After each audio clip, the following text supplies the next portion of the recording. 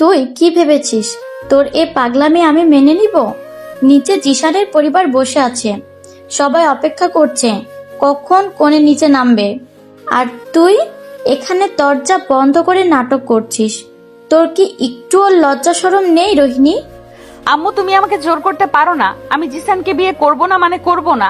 ওই ছেলেটা একটা লম্পট, টাকার অহংকারে ওর পা মাটিতে পড়ে না। আমি মরে যাব তাও ওই ছেলের গলায় ঝুলবো না। মুখ সামলে কথা বল বেয়াদব মেয়ে। জিশান তোর বাবার বন্ধুর ছেলে, ওদের স্ট্যাটাস আমাদের সাথে যায়। আর তুই কার জন্য এই বিয়েটা ভাঙতে চাইছিস? হ্যাঁ, ওই ভিখারির ছেলে আরিয়ানের জন্যে? তুই কি ভেবেছিস আমি কিছু বুঝি না? আম্মু, আরিয়ানকে নিয়ে একটা আজে বাজে কথা বলবে না তুমি। ও আমার সবচেয়ে ভালো বন্ধু। ও ভিখারি না, ওর সম্মান আছে। আরিয়ানের মতো 10টা ছেলে জিসানের পায়ের ধুলোর সমানও হবে না। বন্ধু? হা, একটা ছেলে আর একটা মেয়ে কখনোই শুধু বন্ধু হতে পারে না। আমি আজই তোর এই বন্ধুত্বের ভূত ছাড়াবো। তৌফিক, তুমি দাঁড়িয়ে দাঁড়িয়ে কি দেখছো? মেয়েকে বোঝাও। ও যদি আজ নিচে না যায়, আমি কিন্তু বিষ খেয়ে এই বাড়ির সম্মান শেষ করে দিব। লুবনা, তুমি একটু শান্ত হও। মেয়েটা ভেতর থেকে কাঁদছে। বিয়ের দিন এভাবে কেউ চিল্লাচিল্লি করে? মা রোহিণী, দরজাটা খোল মা। তুই একবার দরজা খোল, আমি তোর সাথে কথা বলি। আপু, তুমিও আমাকে বুঝতে পারছো না? জিসান ভালো ছিলেন না আব্বু। তুমি প্লিজ এই বিয়েটা ভেঙে দাও। তুমি তো জানো আমি আরিয়ানকে ছাড়া অন্য কাউকে বন্ধু ভাবতেও পারি না। আর স্বামী তো অনেক দূরের কথা। আব্বু প্লিজ আমাকে বাঁচাও। রোহিণী ভেতর থেকে ফুপিয়ে কাঁদতে লাগলো। পরনে তার ভারী লাল বেনারসি, দুহাতে গাঢ় মেহেদি, কিন্তু চোখে মুখে রাজ্যের আতঙ্ক আর অসহায়ত্ব। শফিকুর রহমান দরজার বাইরে দাঁড়িয়ে দীর্ঘশ্বাস ফেললেন। তিনি জানেন জিসান ছেলে হিসেবে খুব একটা সুবিধার না, কিন্তু স্ত্রী লুবনার জেদের কাছে তিনি সবসময় অসহায়। শফিক, তুমি যদি আজ এই দরজা না ভাঙো তবে আমি লোক ডাকবো। রোহিণী, আমি তোকে শেষবারের মতো বলছি, সোজা হয়ে দরজা খোল। আমি খুলবো না। তোমরা পারলে দরজা ভেঙে আমাকে মরা অবস্থায় বের করো। রোহিণী দরজার কাছ থেকে সরে গিয়ে বিছানায় ধপ করে বসে পড়ল। ওর শ্বাস দ্রুত ওঠানামা করছে। আরিয়ানের নাম্বারে গত 1 ঘন্টায় সে অন্তত 50 বার কল করেছে, কিন্তু ছেলেটা ফোন ধরছে না। রোহিণী বুঝতে পারল এভাবে বসে থাকলে ওর জীবনটা আজই শেষ হয়ে যাবে। ওকে পালাতে হবে। আমি কিছুতেই এই বিয়ে করব না। আমাকে পালাতে হবে। হ্যাঁ, আরিয়ানের কাছে যেতে হবে। একমাত্র ওই পারে আমাকে বাঁচাতে। ওর এত বড় সাহস, ও আমার ফোন ধরছে না। রোহিণী জানালার গ্রিল ধরে নিচে তাকালো। দোতলার বারান্দা থেকে পাইপে নামা খুব একটা কঠিন না। ছোটবেলায় আরিয়ানের সাথে কত আম গাছ বেয়ে উঠেছে সে। রোহিণী ভারী শাড়ির আঁচল কোমরে শক্ত করে গুজে নিল, চোখের পানি মুছে ফেলল। আজ তাকে সাহসী হতে হবে। ধুর, এই মেয়েটা আজ কল ধরছে না কেন? ওর তো আজ বিয়ে, আমার তো যাওয়ার কথা। কিন্তু লুবনা আন্টির ওই অপমানের পর আমি কিভাবে যাই? আন্টি তো আমাকে ওদের গেটের দারোয়ান দিয়ে ধাক্কা দিয়ে বের করে দিয়েছিল। আরিয়ান লেকের ধারে ফাঁকা বেঞ্চে বসে বারবার রোহিণীর নাম্বারে ডায়াল করতে লাগলো। ওর বুকের ভেতরটা কেমন যেন ফাঁকা ফাঁকা লাগছে। রোহিণী ওর ছোটবেলার বন্ধু, সবসময়ের ছায়ার সঙ্গী। আজ সেই বন্ধু অন্যের হয়ে যাচ্ছে। হঠাৎ পেছন থেকে কারো হাঁপানো আর কান্নার মিশ্রিত কণ্ঠ শুনে আরিয়ান চমকে ঘুরে তাকালো। আরিয়ান? রোহিণী, তুই এই বেশে? তুই এখানে কি করছিস? তোর নাচ বিয়ে, তুই কাঁদছিস কেন? আমাকে বাঁচা আরিয়ান। ওরা আমাকে জোর করে জিসানের সাথে বিয়ে দিয়ে দিচ্ছিল। আমি ছাদ থেকে পাইপ বেয়ে পালিয়ে এসেছি। আমাকে তুই এখান থেকে নিয়ে চল। তুই পাগল হয়ে গেছিস? পাইপ বেয়ে নেমেছিস এই শাড়ি পরে? পড়ে গেলে কি হতো? হাত পা ভাঙতো না? আর তুই এখানে পালিয়ে এসেছিস মানে কি? আঙ্কেল আন্টি তো পাগল হয়ে যাবে। তুই কি কোনো সেন্সে আছিস? তো কি করতাম আমি? জিসানের মতো একটা নোংরা জঘন্য ছেলের গলায় ঝুলে পড়তাম? তুই তো সব জানিস আরিয়ান। জিসানের চরিত্র সম্পর্কে তুই আমাকে নিজেই বলিসনি।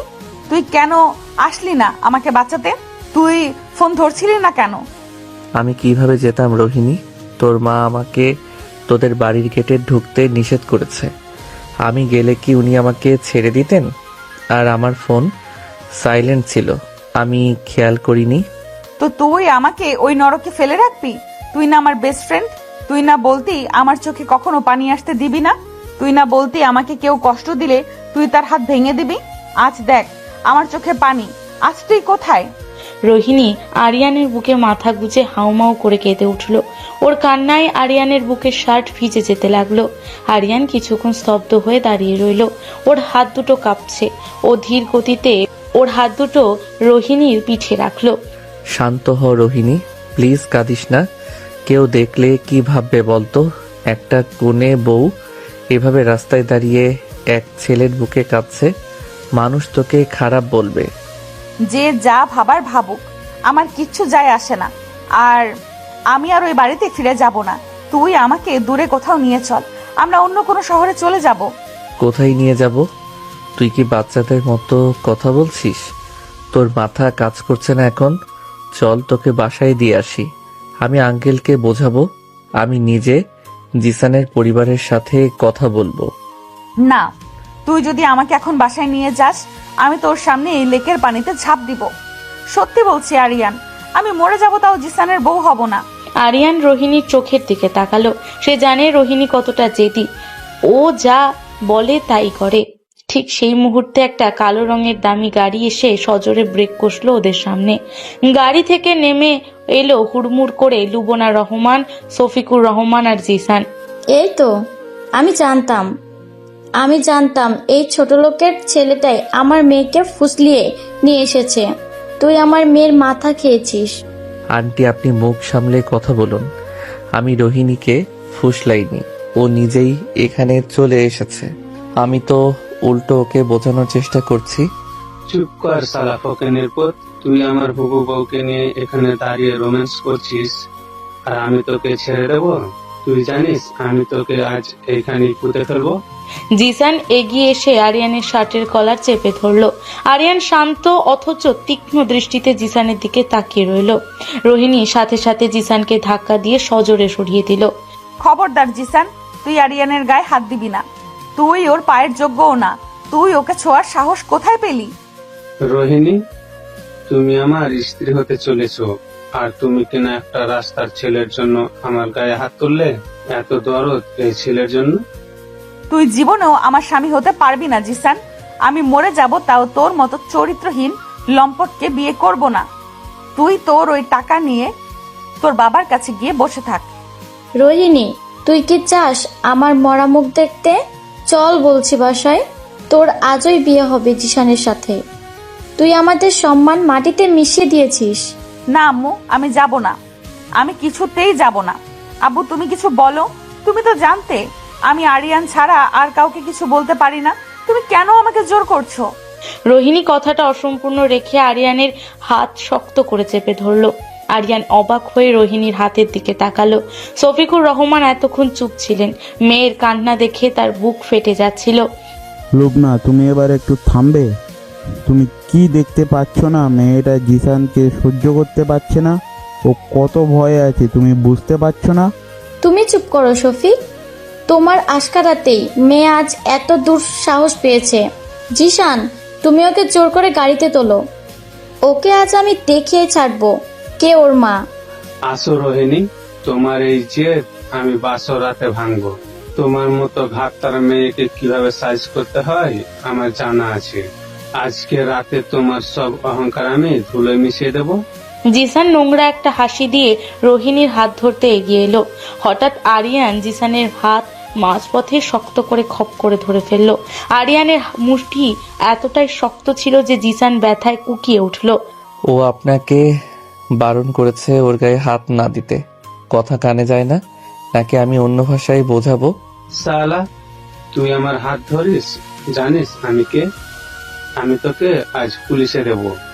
তুই যেই হোস, আমার বন্ধুকে যদি তুই জোর করার চেষ্টা করিস তবে এই হাত আমি এখানেই ভেঙে গুড়িয়ে দিব।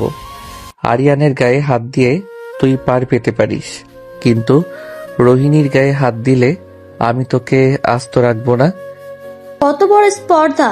শফিক, তুমি পুলিশ ডাকো। এই ছেলেটাকে কিডন্যাপিং কেসে জেলে ঢোকাও। ও আমার মেয়েকে ব্ল্যাকমেল করছে। আরিয়ান, তুমি বাবা রোহিণীকে ছেড়ে দাও। ওকে আমাদের সাথে যেতে দাও। পরিস্থিতি আরো খারাপ করো না বাবা। আঙ্কেল, আপনি তো জিসানকে চেনেন, ও কেমন ছেলে আপনি জানেন। এরপরও কি আপনি রোহিণীকে ওর হাতে তুলে দিবেন? আপনি একজন বাবা হয়ে কিভাবে ওর চোখের পানি সহ্য করছেন? আমার কিছু করার নেই বাবা। আজ বিয়ে না হলে সমাজে আমার মান সম্মান সব ধুলোয় মিশে যাবে। জিসানের পরিবার অনেক ক্ষমতাবান, বিয়েটা আমাকে দিতেই হবে। সম্মান? মেয়ের জীবনের চেয়ে তোমার সমাজের সম্মান বড় হয়ে গেল আব্বু? ঠিক আছে, যদি বিয়ে করতেই হয় তবে আমি জিসানকে নয় আরিয়ানকে বিয়ে করব। রোহিণীর কথায় সেখানে পিনপতন নীরবতা নেমে এলো। আরিয়ান চমকে রোহিণীর দিকে তাকালো। লুবনা রহমান রাগে কাঁপতে কাঁপতে নিজের চুল টেনে ধরলেন। তুই কি পাগল হয়েছিস? এই ভিখারির ছেলেকে তুই বিয়ে করবি, যার নিজের থাকার ঠিকমতো জায়গা নেই, যে তোকে দুবেলা ঠিকমতো খাওয়াতেও পারবে না। হ্যাঁ করব। ও ভিখারি হতে পারে, কিন্তু ওর মনটা জিসানের মতো নোংরা না। ও আমাকে অন্তত মানুষের সম্মানটা দিবে। ও আমাকে ভালোবাসতে না পারুক, অন্তত আমাকে আঘাত করবে না। আরিয়ান, তুই আমাকে বিয়ে করবি? বল, করবি? রোহিণী, তুই রাগের মাথায় কি বলছিস এসব? তুই জানিস তুই কি বলছিস? বিয়ে কোনো খেলা না। আমি খুব ভালো করে জানি আমি কি বলছি। তুই যদি আজ আমাকে বিয়ে না করিস তবে আমি এই মুহূর্তে এই লেকে ঝাঁপ দিব। তুই আমাকে বাঁচাবি নাকি মরতে দিবি, সিদ্ধান্ত তোর। রোহিণী দৌড়ে লেকের পাড়ে রেলিং এর কাছে চলে গেল। আরিয়ান সাথে সাথে ছুটে গিয়ে ওর হাত টেনে ধরলো।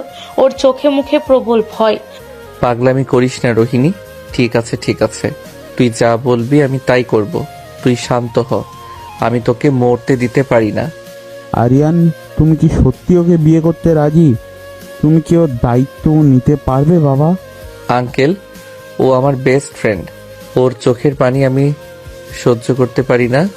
আপনারা যদি জোর করে ওর জীবন নষ্ট করতে চান তবে আমি ওকে প্রোটেক্ট করব। হ্যাঁ, আমি ওকে বিয়ে করব। আমার যত কষ্টই হোক আমি ওকে সুখে রাখার চেষ্টা করব। অসম্ভব, এই বিয়ে আমি মানব না। আমি বেঁচে থাকতে এই ছোট লোকের ছেলের সাথে আমার মেয়ের বিয়ে হতে দিব না। শফিক, তুমি ওকে আটকাও। তুমি চুপ করো লুবনা। তুমি যা চেয়েছিলে তা তো হলো না। আমি আর আমার মেয়ের চোখের পানি দেখতে পারবো না। আরিয়ান, আমি জানি তুমি ওকে সুখে রাখবে। চলো আমার সাথে কাজী অফিসে। শফিকুর রহমান জিসান আর লুবনা রহমানকে হতবাক করে দিয়ে আরিয়ান আর রোহিণীকে নিয়ে কাজী অফিসে চলে গেলেন। সেখানে দ্রুত তাদের বিয়ে সম্পন্ন হলো। লুবনা রহমান রাগে গিজগিজ করতে করতে সেখান থেকে চলে গেলেন। শফিকুর রহমান রোহিণীর মাথায় হাত বুলিয়ে আশীর্বাদ করে ভারাক্রান্ত মনে বিদায় নিলেন। আরিয়ান আর রোহিণী একটা রিকশায় করে আরিয়ানের বাড়ির দিকে রওনা দিল। সারা রাস্তা দুজনের কেউ কোনো কথা বলল না। এক অদ্ভুত নীরবতা দুজনকে ঘিরে রাখলো। নাম, সাবধানে নামিস, শাড়িতে পা আটকে পড়ে যাবি আবার। রাত 12টা। আরিয়ানের ছোট্ট ছিমছাম রুমটাতে রোহিণী বেনারসি পরে বিছানায় বসে আছে। পুরো ব্যাপারটা ওর কাছে এখনো স্বপ্নের মতো লাগছে। যে ছেলেটার সাথে ও সারাদিন মারামারি করত, চুল টানাটানি করত, আজ সে ওর স্বামী। আরিয়ান ড্রয়িং রুমে বসেছিল এতক্ষণ। ওর নিজেরও বিশ্বাস হচ্ছে না মাত্র কয়েক ঘন্টার ব্যবধানে ওর জীবনটা কতটা বদলে গেছে। ধীর পায়ে সে রুমে ঢুকলো। দরজাটা বন্ধ করার শব্দে রোহিণী কেঁপে উঠল। কিরে, তুই এখনো এই ভারী শাড়ি পরে বসে আছিস? গরম লাগছে না? ঘেমে নে তো, একাকার অবস্থা তোর। না মানে আমি তো কিছু আনিনি, কি পরবো? আর আমার কেমন যেন অদ্ভুত লাগছে রে আরিয়ান। অদ্ভুত তো লাগবেই, তুই তো সোজা বিয়ের আসর থেকে পালিয়েছিস। দাঁড়া, আবার একটা টি শার্ট আর ট্রাউজার দিচ্ছি, আপাতত এটা পরেই ম্যানেজ করে নে। কাল সকালে তোর জন্য কাপড় কিনে আনবো। আরিয়ান আলমারি ঘেটে একটা কালো টি শার্ট আর ট্রাউজার বের করে রোহিণীর দিকে এগিয়ে দিল। রোহিণী মাথা নিচু করে কাপড়গুলো নিল। আরিয়ান খেয়াল করলো রোহিণী ওর চোখের দিকে তাকাচ্ছে না। মেয়েটার চিরচেনা সেই চঞ্চলতা কোথায় যেন হারিয়ে গেছে। তুই ফ্রেশ হয়ে আয়, আমি বারান্দায় আছি, কোনো দরকার হলে ডাক দিস। রোহিণী বাথরুমে ঢুকে গেল। কিছুক্ষণ পর ফ্রেশ হয়ে আরিয়ানের বড় টি শার্টটা গায়ে জড়িয়ে বের হলো। টি শার্টটা ওর হাঁটু পর্যন্ত নেমে এসেছে। মেহেদি রাঙা হাত আর ভেজা চুলে রোহিণীকে অদ্ভুত মায়াবী লাগছিল। আরিয়ান বারান্দা থেকে রুমে এসে রোহিণীকে দেখে কয়েক সেকেন্ডের জন্য থমকে গেল। ও দ্রুত চোখ সরিয়ে নিল। চল মুছে নে ভালোভাবে, না হলে ঠান্ডা লাগবে। তুই তো আবার একটুতেই অসুস্থ হয়ে যাস। আরিয়ান, হ্যাঁ বল, কি হয়েছে? খারাপ লাগছে? তুই কি আমার উপরে রেগে আছিস? রেগে কেন থাকবো? আমি তো রেগে নেই। এই যে আমি তোকে এইভাবে সবার সামনে ব্ল্যাকমেল করে জোর করে বিয়ে করলাম, তোর তো একটা নিজস্ব জীবন ছিল, তোর হয়তো অন্য কোনো পছন্দ ছিল, আমি হয়তো তোর ঘাড়ে একটা বিশাল বোঝা হয়ে গেলাম। আরিয়ান ধীর পায়ে রোহিণীর সামনে এসে দাঁড়ালো। রোহিণীর ভেজা অপরাধীর চোখের দিকে তাকিয়ে ওর বুকের ভেতরটা মোচড় দিয়ে উঠল। তুই আমার বন্ধু রোহিণী, তুই আমার ঘাড়ে কখনো বোঝা হতে পারিস না। আমি তোকে জিসানের মতো একটা পশুর হাতে কিভাবে তুলে দিতাম? তুই আমার কাছে বোঝা না, তুই আমার একটা দায়িত্ব। কিন্তু আমরা তো শুধু বন্ধু ছিলাম, তুই তো আমাকে সেভাবে কখনো দেখিসনি, আমিও তোকে কখনো ওই নজরে দেখিনি। এখন আমরা স্বামী স্ত্রী, তুই কি আমাকে স্ত্রী হিসেবে মেনে নিতে পারবি? সময় লাগবে রোহিণী, আমাদের দুজনেরই সময় লাগবে। আমরা আজ পর্যন্ত একে অপরকে তুই টোকারি করে এসেছি, মারামারি করেছি, গালাগালি করেছি। হুট করে এই স্বামী স্ত্রীর সম্পর্কটা হজম করা একটু কঠিন, কিন্তু আমি চেষ্টা করব। তুই কি চাস আমি তোকে আপনি করে বলি, যেমন উপন্যাসে লেখে? ওগো শুনছো? রোহিণীর কথায় আরিয়ান ফিক করে হেসে দিল। রোহিণীরও ঠোঁটের কোণে হাসি ফুটে উঠল। গুমোট ভারী পরিবেশটা একটু হালকা হলো। না বাবা, তোকে ওগো শুনছো বলতে হবে না। তুই যেমন আছিস তেমনই থাক। তুই করে বললে আমি বেশি স্বাচ্ছন্দ্য বোধ করব। তুই আপনি করে বললে আমার মনে হবে আমি কোনো বৃদ্ধ মানুষের সাথে কথা বলছি। কিন্তু আরিয়ান, একটা কথা বলবো, তুই রাগ করবি না তো?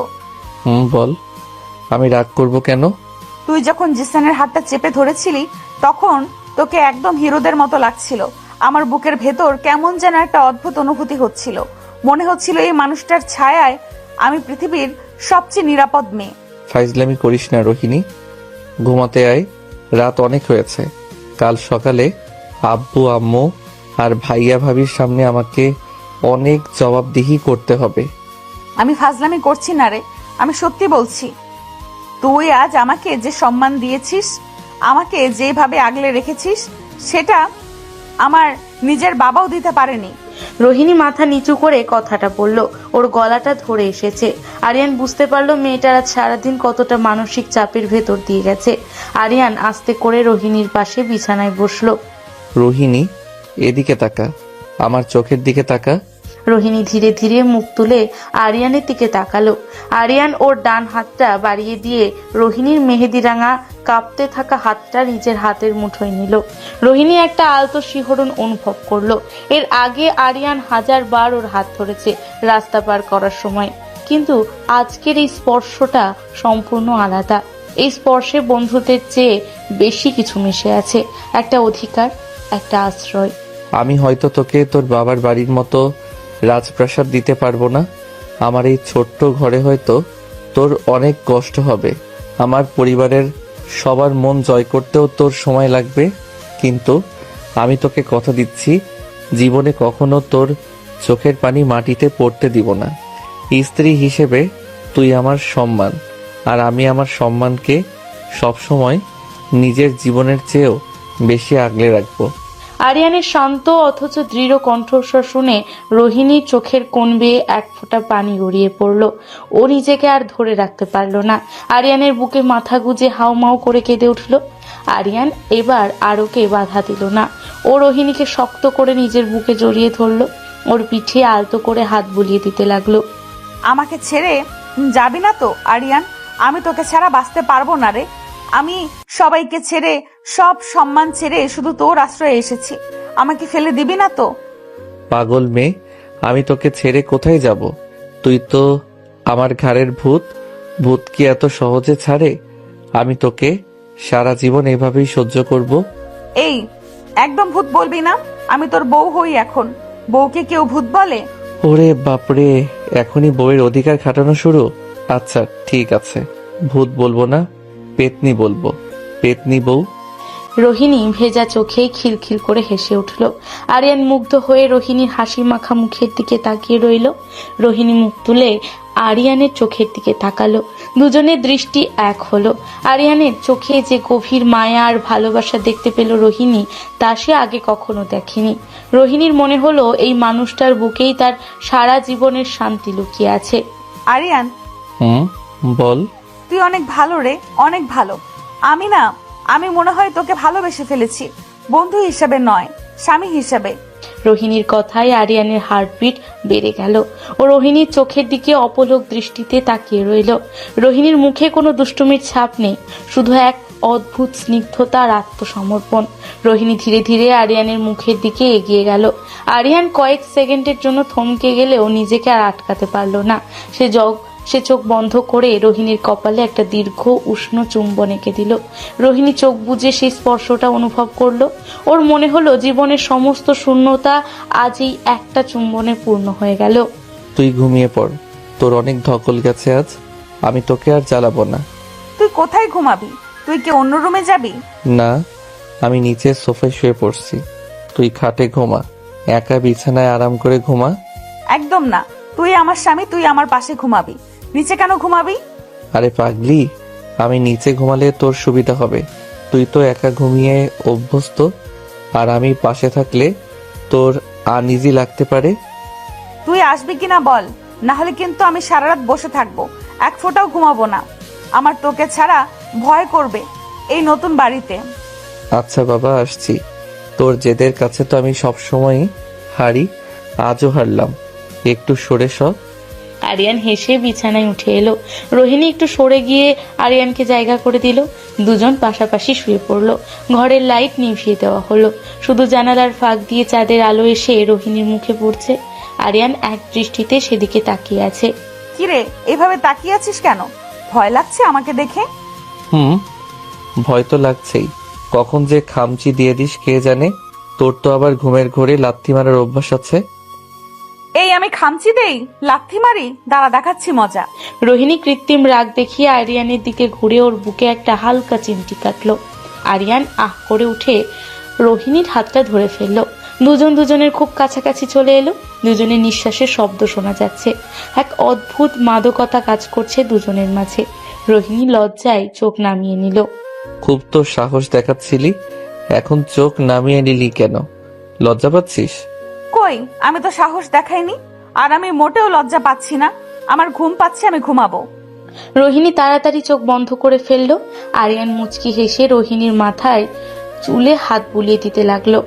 রোহিণী আরিয়ানের বুকের সাথে আরেকটু ঘেঁষে শুয়ে পড়ল। বন্ধুত্বের গণ্ডি পেরিয়ে আজ তারা স্বামী স্ত্রী, এক নতুন আবেগের নতুন জীবনের শুরু।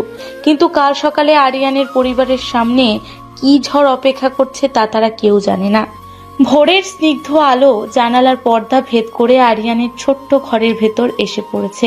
ফ্যানের মৃদু শব্দ ছাড়া পুরো ঘর একদম শান্ত। রোহিণী ধীরে ধীরে চোখ খুলল। নতুন জায়গা, নতুন বিছানা। প্রথম কয়েক সেকেন্ড তার কিছুই মনে পড়ল না। পাশ ফিরতেই তার চোখ আটকে গেল আরিয়ানের দিকে। আরিয়ান এক দৃষ্টিতে তার দিকে তাকিয়ে আছে। রোহিণীর বুকের ভেতরটা হঠাৎ করেই ধক করে উঠল। কাল রাতের সব ঘটনা তার চোখের সামনে ভেসে উঠল। তুই কতক্ষণ ধরে জেগে আছিস? এই তো কিছুক্ষণ হলো। তোর ঘুম ভেঙে গেল কেন? আরেকটু ঘুমাতে পারতি, সারা রাত তো এপাশ ওপাশ করেছিস, ঠিক মতো ঘুমাসনি জানি। ঘুম কি আর আসে রে? বুকের ভেতরটা কেমন যেন টিপ টিপ করছে। আজ সকালে তোর আম্মু আব্বু আমাকে দেখে কি বলবে? তারা কি আমাকে মেনে নেবে? ভয় পাচ্ছিস? খুব ভয় লাগছে। তোর আব্বুকে তো আমি ছোটবেলা থেকেই চিনি। আঙ্কেল খুব রাগী, আর তোর বড় ভাবি তানিয়া ভাবি তো আমাকে এমনিতেই দু চোখে দেখতে পারে না। আজ আমাকে এই রূপে দেখলে তো আমাকে আজ তো খেয়ে ফেলবে। আরিয়ান মুচকি হেসে রোহিণীর কপালে ওপর পড়ে থাকা অবাধ্য চুলের গোছাটা কানের পেছনে গুজে দিল। রোহিণী এই আকস্মিক স্পর্শে একটু কেঁপে উঠল। আরিয়ানের চোখের দিকে তাকাতে তার ভীষণ লজ্জা লাগতে শুরু করলো। ভয় পাস না, আমি তো আছি। যা ঝড় আসার আমার উপর দিয়ে যাবে, তুই শুধু আমার পেছনে থাকবি, কেউ তোকে একটা কটু কথা বলার সাহস পাবে না। কিন্তু আরিয়ান, আমি তো তোর এই শার্ট আর ট্রাউজার পরে আছি, এইভাবে কি সবার সামনে যাওয়া ঠিক হবে? তোর আম্মু কি ভাববে? আচ্ছা দাঁড়া, আমি ছোঁয়াকে ডাক দিচ্ছি, ও নিশ্চয়ই উঠে গেছে। ওর কোনো একটা শাড়ি বা সালোয়ার কামিজ আপাতত পরে নে, তারপর আমি বাজার থেকে তোর জন্য নতুন কাপড় নিয়ে আসবো। আরিয়ান বিছানা ছেড়ে উঠে দরজা খুলতে যাবে, ঠিক তখনই দরজায় কড়া নাড়ার শব্দ হলো। আরিয়ান দরজা খুলতেই দেখলো তার ছোট বোন ছোঁয়া দাঁড়িয়ে আছে। ছোঁয়ার চোখে মুখে তীব্র বিস্ময় আর আতঙ্ক। ভাইয়া, তুই নাকি কাল রাতে বিয়ে করেছিস? তানিয়া ভাবি তো পুরো বাড়ি মাথায় তুলে ফেলছে। আব্বু তো রেগে আগুন হয়ে আছে। ডাইনিং রুমে সবাই তোর জন্য অপেক্ষা করছে। আমি আসছি। ছোঁয়া শোন, তোর ভাবি ভেতরে আছে। ওর তো কোনো কাপড় নেই। তোর একটা সুতির শাড়ি বা ভালো কোনো জামা ওকে দে তো আপাতত। ভাবি মানে সত্যি বিয়ে করেছিস? আর কে সে? ছোঁয়া আরিয়ানকে সরিয়ে ভেতরে উকি দিল। বিছানায় রোহিণীকে বসে থাকতে দেখে ছোঁয়ার চোখ কপালে ওঠার জোগাড়। রুহিনী আপু? তুই মানে আপনি? ভাইয়া, তুই রুহিন আপুকে বিয়ে করছিস? ওহ মাই গড, আমরা তো বিশ্বাস হচ্ছে না। ছোঁয়া প্লিজ আমাকে তুই করেই বল। তোরা আমাকে এইভাবে দেখলে আমার খুব আনইজি লাগে। না না, তুমি এখন আমার বড় ভাবি। আমি তোমাকে তুই বলবো কোন সাহসে? দাঁড়াও, আমি আমার সবচেয়ে সুন্দর শাড়িটা তোমার জন্য নিয়ে আসছি। আজ তোমাকে একদম নতুন বইয়ের মতো সাজাবো। ছোঁয়া এক দৌড়ে নিজের রুমে চলে গেল। আরিয়ান একটা দীর্ঘশ্বাস ফেলে রোহিণীর দিকে তাকালো। ছোঁয়া তোকে খুব পছন্দ করে, অন্তত একজন তো তোর পক্ষে আছে। তুই রেডি হয়ে নে, আমি ড্রয়িং রুমে যাচ্ছি। আরিয়ান, আমাকে একা ফেলে যাবি না প্লিজ। আমিও তোর সাথে যাব। আমি একা ওই ঘরের ভেতরে যেতে পারবো না। আচ্ছা ঠিক আছে, তুই আগে শাড়িটা পরে নে, আমি বারান্দায় অপেক্ষা করছি। আধ ঘন্টা পর রোহিণী ছোঁয়ার দেওয়া একটা হালকা নীল রঙের সুতির শাড়ি পরে রেডি হলো। চোখে মুখে কোনো সাজ নেই, শুধু হাতে কালকে সে গাঢ় মেহেদি। আরিয়ান রোহিণীর হাত ধরে ধীর পায়ে ড্রয়িং রুমের দিকে এগোলো। ড্রয়িং রুমে পিনপতন নীরবতা। সোফায় গম্ভীর মুখে বসে আছেন আকবর সাহেব, তার পাশেই চোখ মুছছেন সাইমা বেগম। অন্য সোফায় আরিয়ানের বড় ভাই নিহাল বিরক্তি নিয়ে বসে আছে, আর তার স্ত্রী তানিয়া ঠোঁট বাঁকিয়ে দাঁড়িয়ে আছে। একপাশে দাদা ভাই খবরের কাগজ পড়ছেন।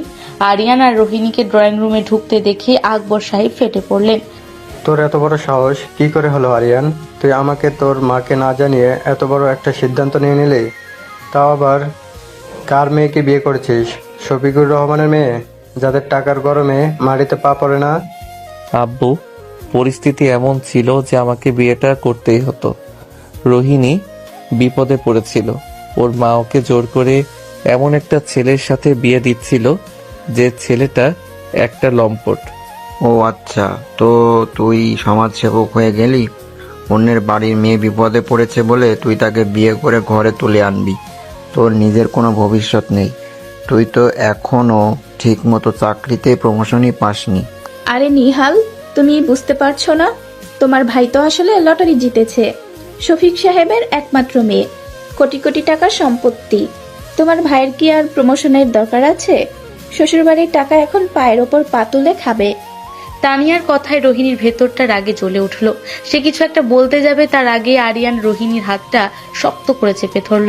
রোহিণী আরিয়ানের দিকে তাকিয়ে চুপ হয়ে গেল। ভাবি, আপনি মুখ সামলে কথা বলবেন। আমি রোহিণীকে টাকার লোভে বিয়ে করিনি। ও আমার ছোটবেলার বন্ধু। ওর চোখের পানি আমি সহ্য করতে পারি না, তাই ওকে বিয়ে করেছি। ও মা, এখন বইয়ের জন্য বড় ভাইয়ের বউকে অপমান করতেও ছাড়ছো না? আম্মা, দেখেন আপনার গুণধর ছেলেকে। কালকে আসা একটা মেয়ের জন্য আমাকে কিভাবে কথা শোনাচ্ছে। আরিয়ান, তুই কাজটা ঠিক করিসনি বাবা। ওই বাড়ির মেয়েরা কি আমাদের মতো সাধারণ মধ্যবিত্ত পরিবারে মানিয়ে নিতে পারবে? লুবানা ভাবি তো আমাদের দু চোখে দেখতে পারে না। উনি তো আজকেই পুলিশ নিয়ে এসে বাড়ি মাথায় তুলবেন। আমি এসব কিছু শুনতে চাই না। এই বিয়ে আমি মানি না। তুই এখনই এই মেয়েকে ওর বাপের বাড়িতে রেখে আয়। আমার বাড়িতে কোনো বেয়াদব বড়লোকের মেয়ের জায়গা নেই। আকবর, চুপ করবি তুই? বয়সের সাথে সাথে কি তোর বুদ্ধি কমে যাচ্ছে? বিয়ে কি কোনো পুতুল খেলা যে বললে আর ভেঙে গেল? কিন্তু আব্বা, আপনি তো জানেন লুবানা ভাবি কেমন মহিলা। ওনার মেয়ে আমাদের বাড়িতে। লুবানা যেমনই হোক, এই মেয়েটা এখন আমাদের বাড়ির বউ, আরিয়ানার স্ত্রী। তুই কি চাস তোর ছেলে তার স্ত্রীকে রাস্তায় ফেলে দিয়ে আসুক? এই শিক্ষা দিয়েছি আমি তোকে। মা, রোহিণী, তুই এদিকে কাছে আয়। দাদা ভাইয়ের ডাকে রোহিণী ধীর পায়ে তার কাছে গিয়ে দাঁড়ালো। দাদাভাই রোহিণীর মাথায় হাত বুলিয়ে দিলেন। রোহিণীর চোখ দিয়ে টপ টপ করে পানি পড়তে লাগলো। কাঁদিস না মা, এই বাড়ি এখন তোর। কে কি বললো তাতে আমার কিছু যায় আসে না। আরিয়ান যখন তোর হাত ধরেছে তখন সে তোকে কখনো ছাড়বে না। যা রহিমের সাথে রান্নাঘরে গিয়ে একটু চা বানিয়ে নিয়ে আয় সবার জন্য। নতুন বউয়ের হাতে মিষ্টি চা খেয়ে দেখি আজ। জি দাদা ভাই। রোহিণী চোখ মুছে রান্নাঘরের দিকে পা বাড়ালো। রহিমা খালা রোহিণীকে দেখে খুশিতে জড়িয়ে ধরলো। আহারে আমার মাটা, কত সুন্দর বউ হয়েছে আমাদের আরিয়ানের। আয় মা, আমি তোকে চা বানানো দেখিয়ে দিচ্ছি। রোহিণী যখন চা বানাচ্ছিল তখন রান্নাঘরের দরজায় এসে দাঁড়ালো তানিয়া। তার চোখে মুখে চরম ঘৃণা আর তাচ্ছিল্য। কি গো মহারানী, জীবনে কোনোদিন তো এক গ্লাস পানিও নিজে ঢেলে খাওনি, আজ চা বানাতে এসেছো? শোনো, এটা তোমার বাপের বাড়ি না যে কাজের লোক তোমার মুখের সামনে সব রেডি করে রাখবে। এখানে থাকতে হলে খাটতে হবে। ভাবি আপনি চিন্তা করবেন না, আমি কাজ করতে পারবো। আরিয়ানের জন্য আমি সব করতে পারবো। আরিয়ানের জন্য? হা, 2 দিন পরেই যখন এই গরমে মেকআপ গলে পড়বে আর বাথরুম পরিষ্কার করতে হবে, তখন বুঝবে ভালোবাসা কাকে বলে। তোমার ওই ফাহাদ তো এখনো তোমার জন্য পাগল হয়ে ঘোরে, তাই না? তাকে বাদ দিয়ে এই গরিবটাকে জুটাইলা কেন? রোহিণীর হাত কেঁপে গেল। ফাহাদের নাম শুনে সে কিছুটা অপ্রস্তুত হয়ে পড়ল। ফাহাদ তার ইউনিভার্সিটিতে পড়তো এবং রোহিণীকে খুব পছন্দ করত, কিন্তু রোহিণী কখনো ফাহাদকে পাত্তা দেয়নি। তানিয়া সেই ফাহাদের কথা এখন তুলছে কেন? ভাবি, ফাহাদ আমার জীবনে কেউ ছিল না, এখনো নেই। আমার স্বামী আরিয়ান। আপনি দয়া করে আজে বাজে কথা বলবেন না। বাবা, মুখে তো বেশ ভালোই খই ফুটছে, দেখি কতদিন এই তেজ থাকে। তানিয়া মুখ বাঁকিয়ে চলে গেল। রোহিণী একটা দীর্ঘশ্বাস ফেলে চায়ের ট্রে নিয়ে ড্রয়িং রুমে এলো। ঠিক সেই মুহূর্তে বাড়ির বাইরে একটা গাড়ির হর্ন শোনা গেল এবং পরক্ষণেই লুবনা রহমান ঝড়ের বেগে বাড়ির ভেতর প্রবেশ করলেন। তার সাথে শফিকুর রহমানও আছে। লুবনা রহমানের চোখে মুখে আগুন জ্বলছে। কোথায় কোথায় সে ছোট লোকের ছেলেটা? আর আমার কালনাগিনী মেয়েটা কোথায়? লুবনা রহমানের চিৎকারে পুরো বাড়ির মানুষ চমকে উঠল। আকবর সাহেব সোফা থেকে দাঁড়িয়ে গেলেন। লুবানা ভাবি, আপনি এভাবে চিৎকার করে আমার বাড়িতে ঢুকছেন কেন? এটা আপনার ড্রয়িং রুম নয়। শার্ট আপ আকবর সাহেব, আপনি আমাকে ভদ্রতা শেখাবেন না। আপনাদের মতো ভিখারিদের কোনো সম্মান আছে নাকি? আপনার ছেলে আমার মেয়েকে ফুসলিয়ে নিয়ে এসে বিয়ে করেছে, টাকার এত লোভ আপনাদের? ভাবি, মুখ সামলে কথা বলুন। আমার ছেলে আপনার মেয়েকে ফুসলায়নি। আপনার মেয়ে বিয়ের আসর ছেড়ে পালিয়ে আমার ছেলের কাছে এসেছিল। একদম মিথ্যা কথা। আমার মেয়ে এতটাও নিচে নামতে পারে না যে আপনাদের মতো এই ভাঙাচোরা বস্তিতে এসে থাকবে। ও তো জীবনে এই সোফায় বসে অভ্যস্ত না, আর ও কিনা থাকবে আপনাদের সাথে? রোহিণী, কোথায় তুই? চল আমার সাথে। লুবনা রহমান রোহিণীকে দেখতে পেয়ে তার দিকে ছুটে গেলেন এবং চায়ের ট্রেটা এক ধাক্কায় ফেলে দিয়ে রোহিণীর হাত ধরে টানতে শুরু করলেন। গরম চা ছিটকে রোহিণীর শাড়িতে পড়ল, কিন্তু সে ব্যথায় উফ পর্যন্ত করল না। সে শুধু ভয়ে আর অপমানে কাঁপছে। আম্মু ছাড়ো আমাকে, আমি যাব না। আমি আরিয়ানকে বিয়ে করেছি, আমি এখানেই থাকবো। তুই চুপ কর বেয়াদব মেয়ে, তোকে আমি আজই ডিভোর্স পেপার সাইন করাবো। চল বলছি। শফিক, তুমি ওকে ধরো। লোবনা, তুমি বাড়াবাড়ি করছো। ওদের বিয়ে হয়ে গেছে, এখন এসব করে কোনো লাভ নেই। লাভ নেই মানে?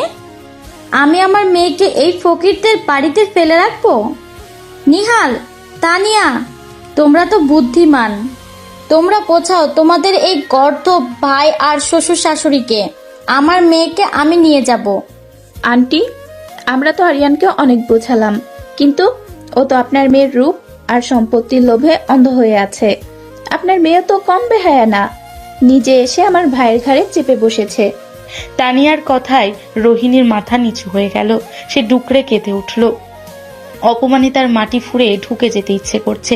ঠিক তখনই আরিয়ান এসে লুবনা রহমানের হাত থেকে রোহিণীর হাতটা এক ছটকায় ছাড়িয়ে নিল। আরিয়ান রোহিণীকে নিজের বুকে শক্ত করে জড়িয়ে ধরল। আন্টি, অনেকক্ষণ ধরে আপনার বকওয়াজ শুনছি। আপনি আমার বাবা মাকে অপমান করেছেন, আমি চুপ ছিলাম, কিন্তু আমার স্ত্রীর দিকে যদি আপনি আর একটা আঙ্গুল তোলেন তবে আমি ভুলে যাব আপনি বয়সে আমার বড়। তুই আমাকে শাসাচ্ছিস? তুই জানিস আমি তোদের পুরো পরিবারকে রাস্তায় বসিয়ে দিতে পারি? যা খুশি তাই করেন, কিন্তু রোহিণীকে আমি ছাড়বো না। ও এখন আমার স্ত্রী, আর আমার স্ত্রীর সম্মান আমার সম্মান। ওকে কেউ অপমান করলে আমি তার জিভ টেনে ছিঁড়ে ফেলবো, সে আপনি হন বা আমার পরিবারের কেউ। আরিয়ানের এই কথায় ড্রয়িং রুমের সবাই স্তব্ধ হয়ে গেল। আকবর সাহেব অবাক হয়ে তার শান্ত ছেলের এই রুদ্র মূর্তি দেখছেন। রোহিণী আরিয়ানের বুকের ভেতর মুখ লুকিয়ে আছে। আরিয়ানের বুকের ধুকপুকানি সে স্পষ্ট শুনতে পাচ্ছে। স্ত্রী হিসেবে তুমি আমার সম্মান। আরিয়ানের এই কথাটা রোহিণীর কানে বারবার বাজতে লাগলো। তার বুকের ভেতর জমে থাকা সব কষ্ট, অপমান আর ভয় এক নিমেষে যেন কোথাও উড়ে গেল। তার জায়গায় জন্ম নিল আরিয়ানের প্রতি এক তীব্র পাগল করা ভালোবাসা। আরিয়ান। রোহিণী ধীর গতিতে আরিয়ানের বুক থেকে মাথা তুলল। তার ভেজা চোখে এখন আর কোনো ভয় নেই, আছে এক অদ্ভুত জেদ আর আত্মবিশ্বাস। সে লুবনা রহমানের দিকে ঘুরে দাঁড়ালো। আম্মু, তুমি এক্ষুনি এ বাড়ি থেকে বেরিয়ে যাও। রোহিণী, তুই আমাকে বেরিয়ে যেতে বলছিস? এই রাস্তার ছেলেটার জন্য তুই তোর জন্মদাত্রীর মাকে অপমান করছিস?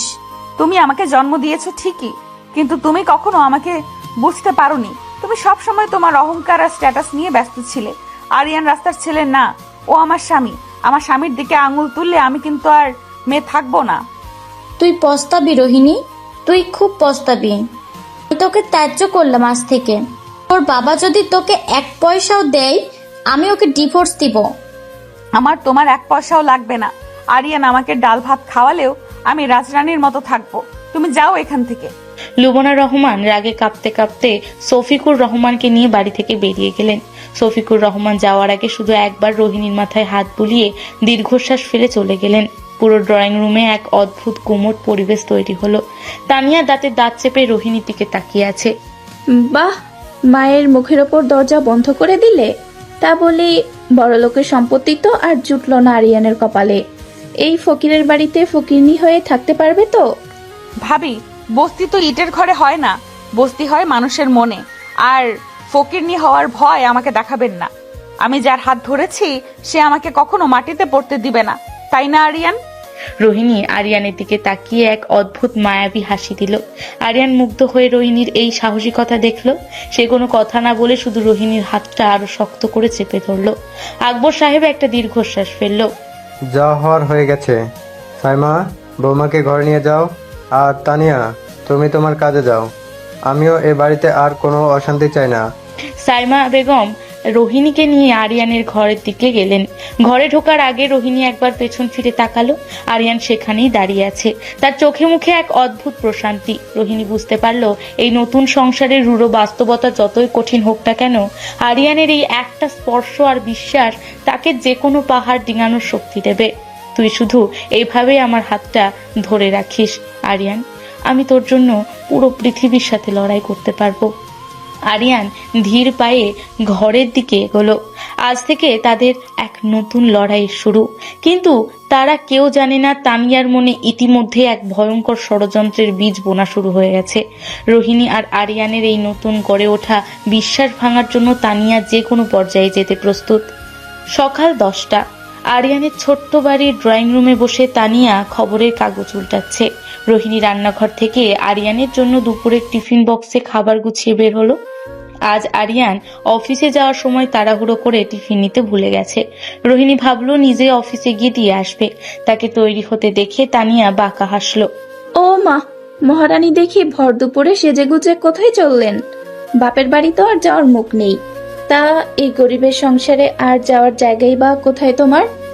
ভাবি, আমি আরিয়ানের অফিসে যাচ্ছি। ওর টিফিন ফেলে গেছে, ওকে খাবারটা দিয়ে আমি সোজা চলে আসব। ও মা, বরের অফিসে যাচ্ছ? তা যাও যাও, তবে একটু সাবধানে থেকো। আরিয়ানের অফিসে নীলা নামের একটা মেয়ে আছে না? মেয়েটা কিন্তু আরিয়ানের জন্য একদম পাগল। সারাদিন আরিয়ানের টেবিলেই পড়ে থাকে। তুমি আবার সেখানে গিয়ে সিন ক্রিয়েট করো না। নীলা? নীলাকে? আরিয়ান তো আমাকে কখনো নীলার কথা বলেনি। পুরুষ মানুষ কি আর নিজের বউকে অন্য মেয়ের কথা বলে? বোকা মেয়ে, তুমি তো নতুন। আরিয়ানের ওই অফিসে চাকরি পাওয়ার পর থেকে নীলাই ওর সব কাজ করে দেয়। দুজনে এক টিফিন বক্স থেকে খাবারও খাই শুনেছি। এখন তুমি হঠাৎ করে উড়ে এসে জুড়ে বসেছ, নীলার তো একটু কষ্ট হবেই। তানিয়ার কথায় রোহিণীর বুকের ভেতরটা হঠাৎ করে ছ্যাত করে উঠল।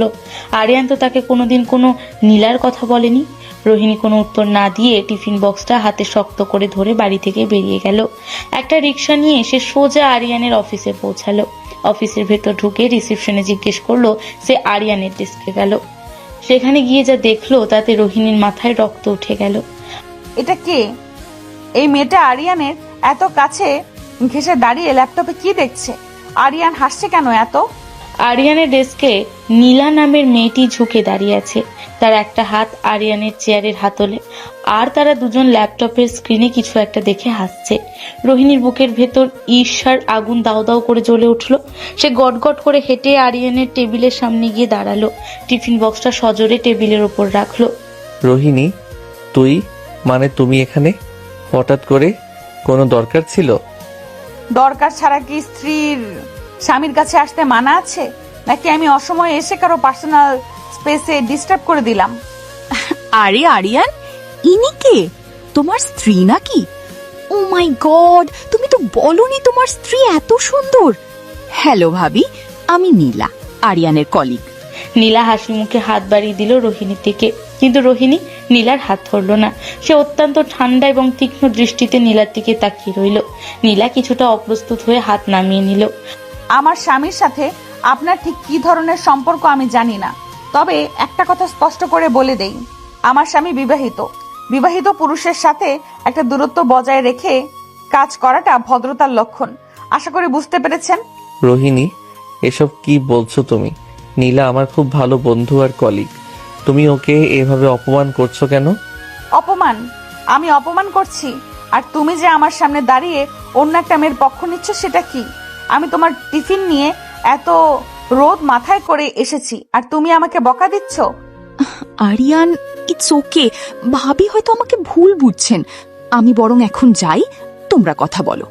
নীলা মাথা নিচু করে সেখান থেকে চলে গেল। আরিয়ান বিরক্ত হয়ে রোহিণীর দিকে তাকালো। রোহিণীর চোখে পানি টলমল করছে, কিন্তু তার চোয়াল শক্ত। তুই এটা কি করলি রোহিণী? অফিস এটা আমার, এখানে সবাই আমাকে সম্মান করে। তুই সবার সামনে নীলাকে এভাবে কথা শোনালি কেন? ও তো কিছুই করেনি। ও কিছুই করেনি।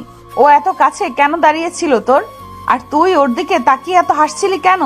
তুই তো আমাকে বলিসনি তোর অফিসে এত সুন্দরী কোনো কলিগ আছে। তুই কি পাগল হয়ে গেছিস? অফিসের কাজের ব্যাপারে কথা বলছিলাম। এখানে হাসাহাসির কি আছে? আর তুই কি আমাকে সন্দেহ করছিস? হ্যাঁ করছি। তোর উপর আমার অধিকার আছে। আমি চাই না অন্য কোনো মেয়ে তোর আশেপাশে থাকুক। তুই শুধু আমার। তুই তো অদ্ভুত জেদ করছিস রোহিণী। আমি অফিসে চাকরি করি, এখানে ছেলে মেয়ে সবাই আছে। আমি কি সবার সাথে কথা বলা বন্ধ করে দিব? তুই যা খুশি কর। তোর টিফিন আমি নিয়ে এসেছি, এটা তুই খা আর না খা তোর নীলাকে নিয়ে খা। আমি চললাম। রোহিণী আর এক মুহূর্ত না দাঁড়িয়ে অফিস থেকে বেরিয়ে গেল। আরিয়ান পেছন থেকে ডাকলো, কিন্তু রোহিণী শুনলো না। আরিয়ান দীর্ঘশ্বাস ফেলে চেয়ারে বসে পড়ল। মেয়েটা এত পজিটিভ হয়ে যাচ্ছে কেন? বিকেলে অফিস থেকে ফিরে আরিয়ান দেখলো বাড়ির ড্রয়িং রুমে রোহিণী বসে হাসাহাসি করছে। সাথে বসে আছে একটা স্মার্ট দামি পোশাক পরা ছেলে। আরিয়ান ভালো করে খেয়াল করে দেখলো ছেলেটা কবির, রোহিণীর ছোটবেলার আরেক বন্ধু। আরে দোস্ত, তুই আসলেই পাগল। বিয়ের আসর থেকে পাইপ বেয়ে কেউ পালায়? আমি তো শুনেই হাসতে হাসতে মরে যাচ্ছি। তুই আর বলিস না, আমি তো ভয়ে মরে যাচ্ছিলাম, কিন্তু আমার হিরো তো আমাকে ঠিকই বাঁচিয়ে আনলো। আচ্ছা কবির, তুই কিন্তু আগের চেয়ে অনেক হ্যান্ডসাম হয়েছিস। তোর এই গার্লফ্রেন্ডটার কি খবর? আরে বাদ দে তো ওর কথা। তুই তো এখন ম্যারিড। তা তোর স্বামী আরিয়ান সাহেব কেমন আছেন? ওনার তো আবার খুব রাগ। ঠিক তখনই আরিয়ান ড্রয়িং রুমে ঢুকলো।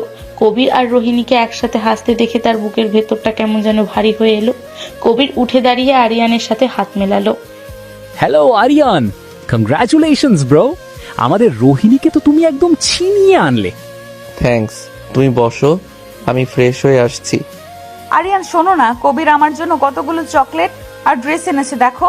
ও তো পরশু কানাডা চলে যাবে, তাই দেখা করতে আসলো। তুই বস না আমাদের সাথে। আমার মাথা ব্যথা করছে, তোমরা কথা বলো। আরিয়ান গম্ভীর মুখে নিজের রুমে চলে গেল।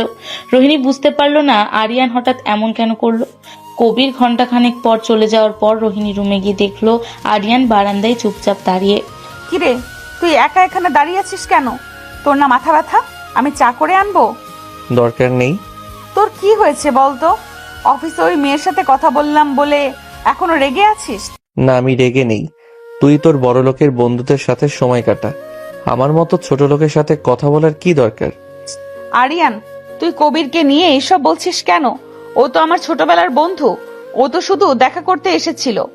তোর নীলাও তো আমার বন্ধু ছিল, তুই তো ওকে অপমান করে তাড়িয়ে দিলি, আর আমি কিচ্ছু বলতে পারবো না? তুই কবিরের সাথে নীলার তুলনা করছিস? কবির আর আমি একসাথে বড় হয়েছি, আর তুই ওই নীলার সাথে। আমি নীলার সাথে কি বল? আমি কি নীলার সাথে প্রেম করছি? তোর যদি আমাকে এতই সন্দেহ হয় তাহলে আমার সাথে আছিস কেন? চলে যা তোর বাবার ওই বড়লোকি দুনিয়ায়। আরিয়ানের কথায় রোহিণীর বুকের ভেতরটা ভেঙে চুরমার হয়ে গেল। ও আরিয়ানের দিকে ড্যাব ড্যাব করে তাকিয়ে রইল। ওর চোখ দিয়ে ঝরঝর করে পানি পড়তে লাগলো। তুই আমাকে চলে যেতে বলছিস? আমি তোকে ভালোবেসে সব ছেড়ে এসেছি, আর তুই আমাকে আজ চলে যেতে বললি? ঠিক আছে আরিয়ান, তুই যখন চাইছিস না আমি থাকবো না।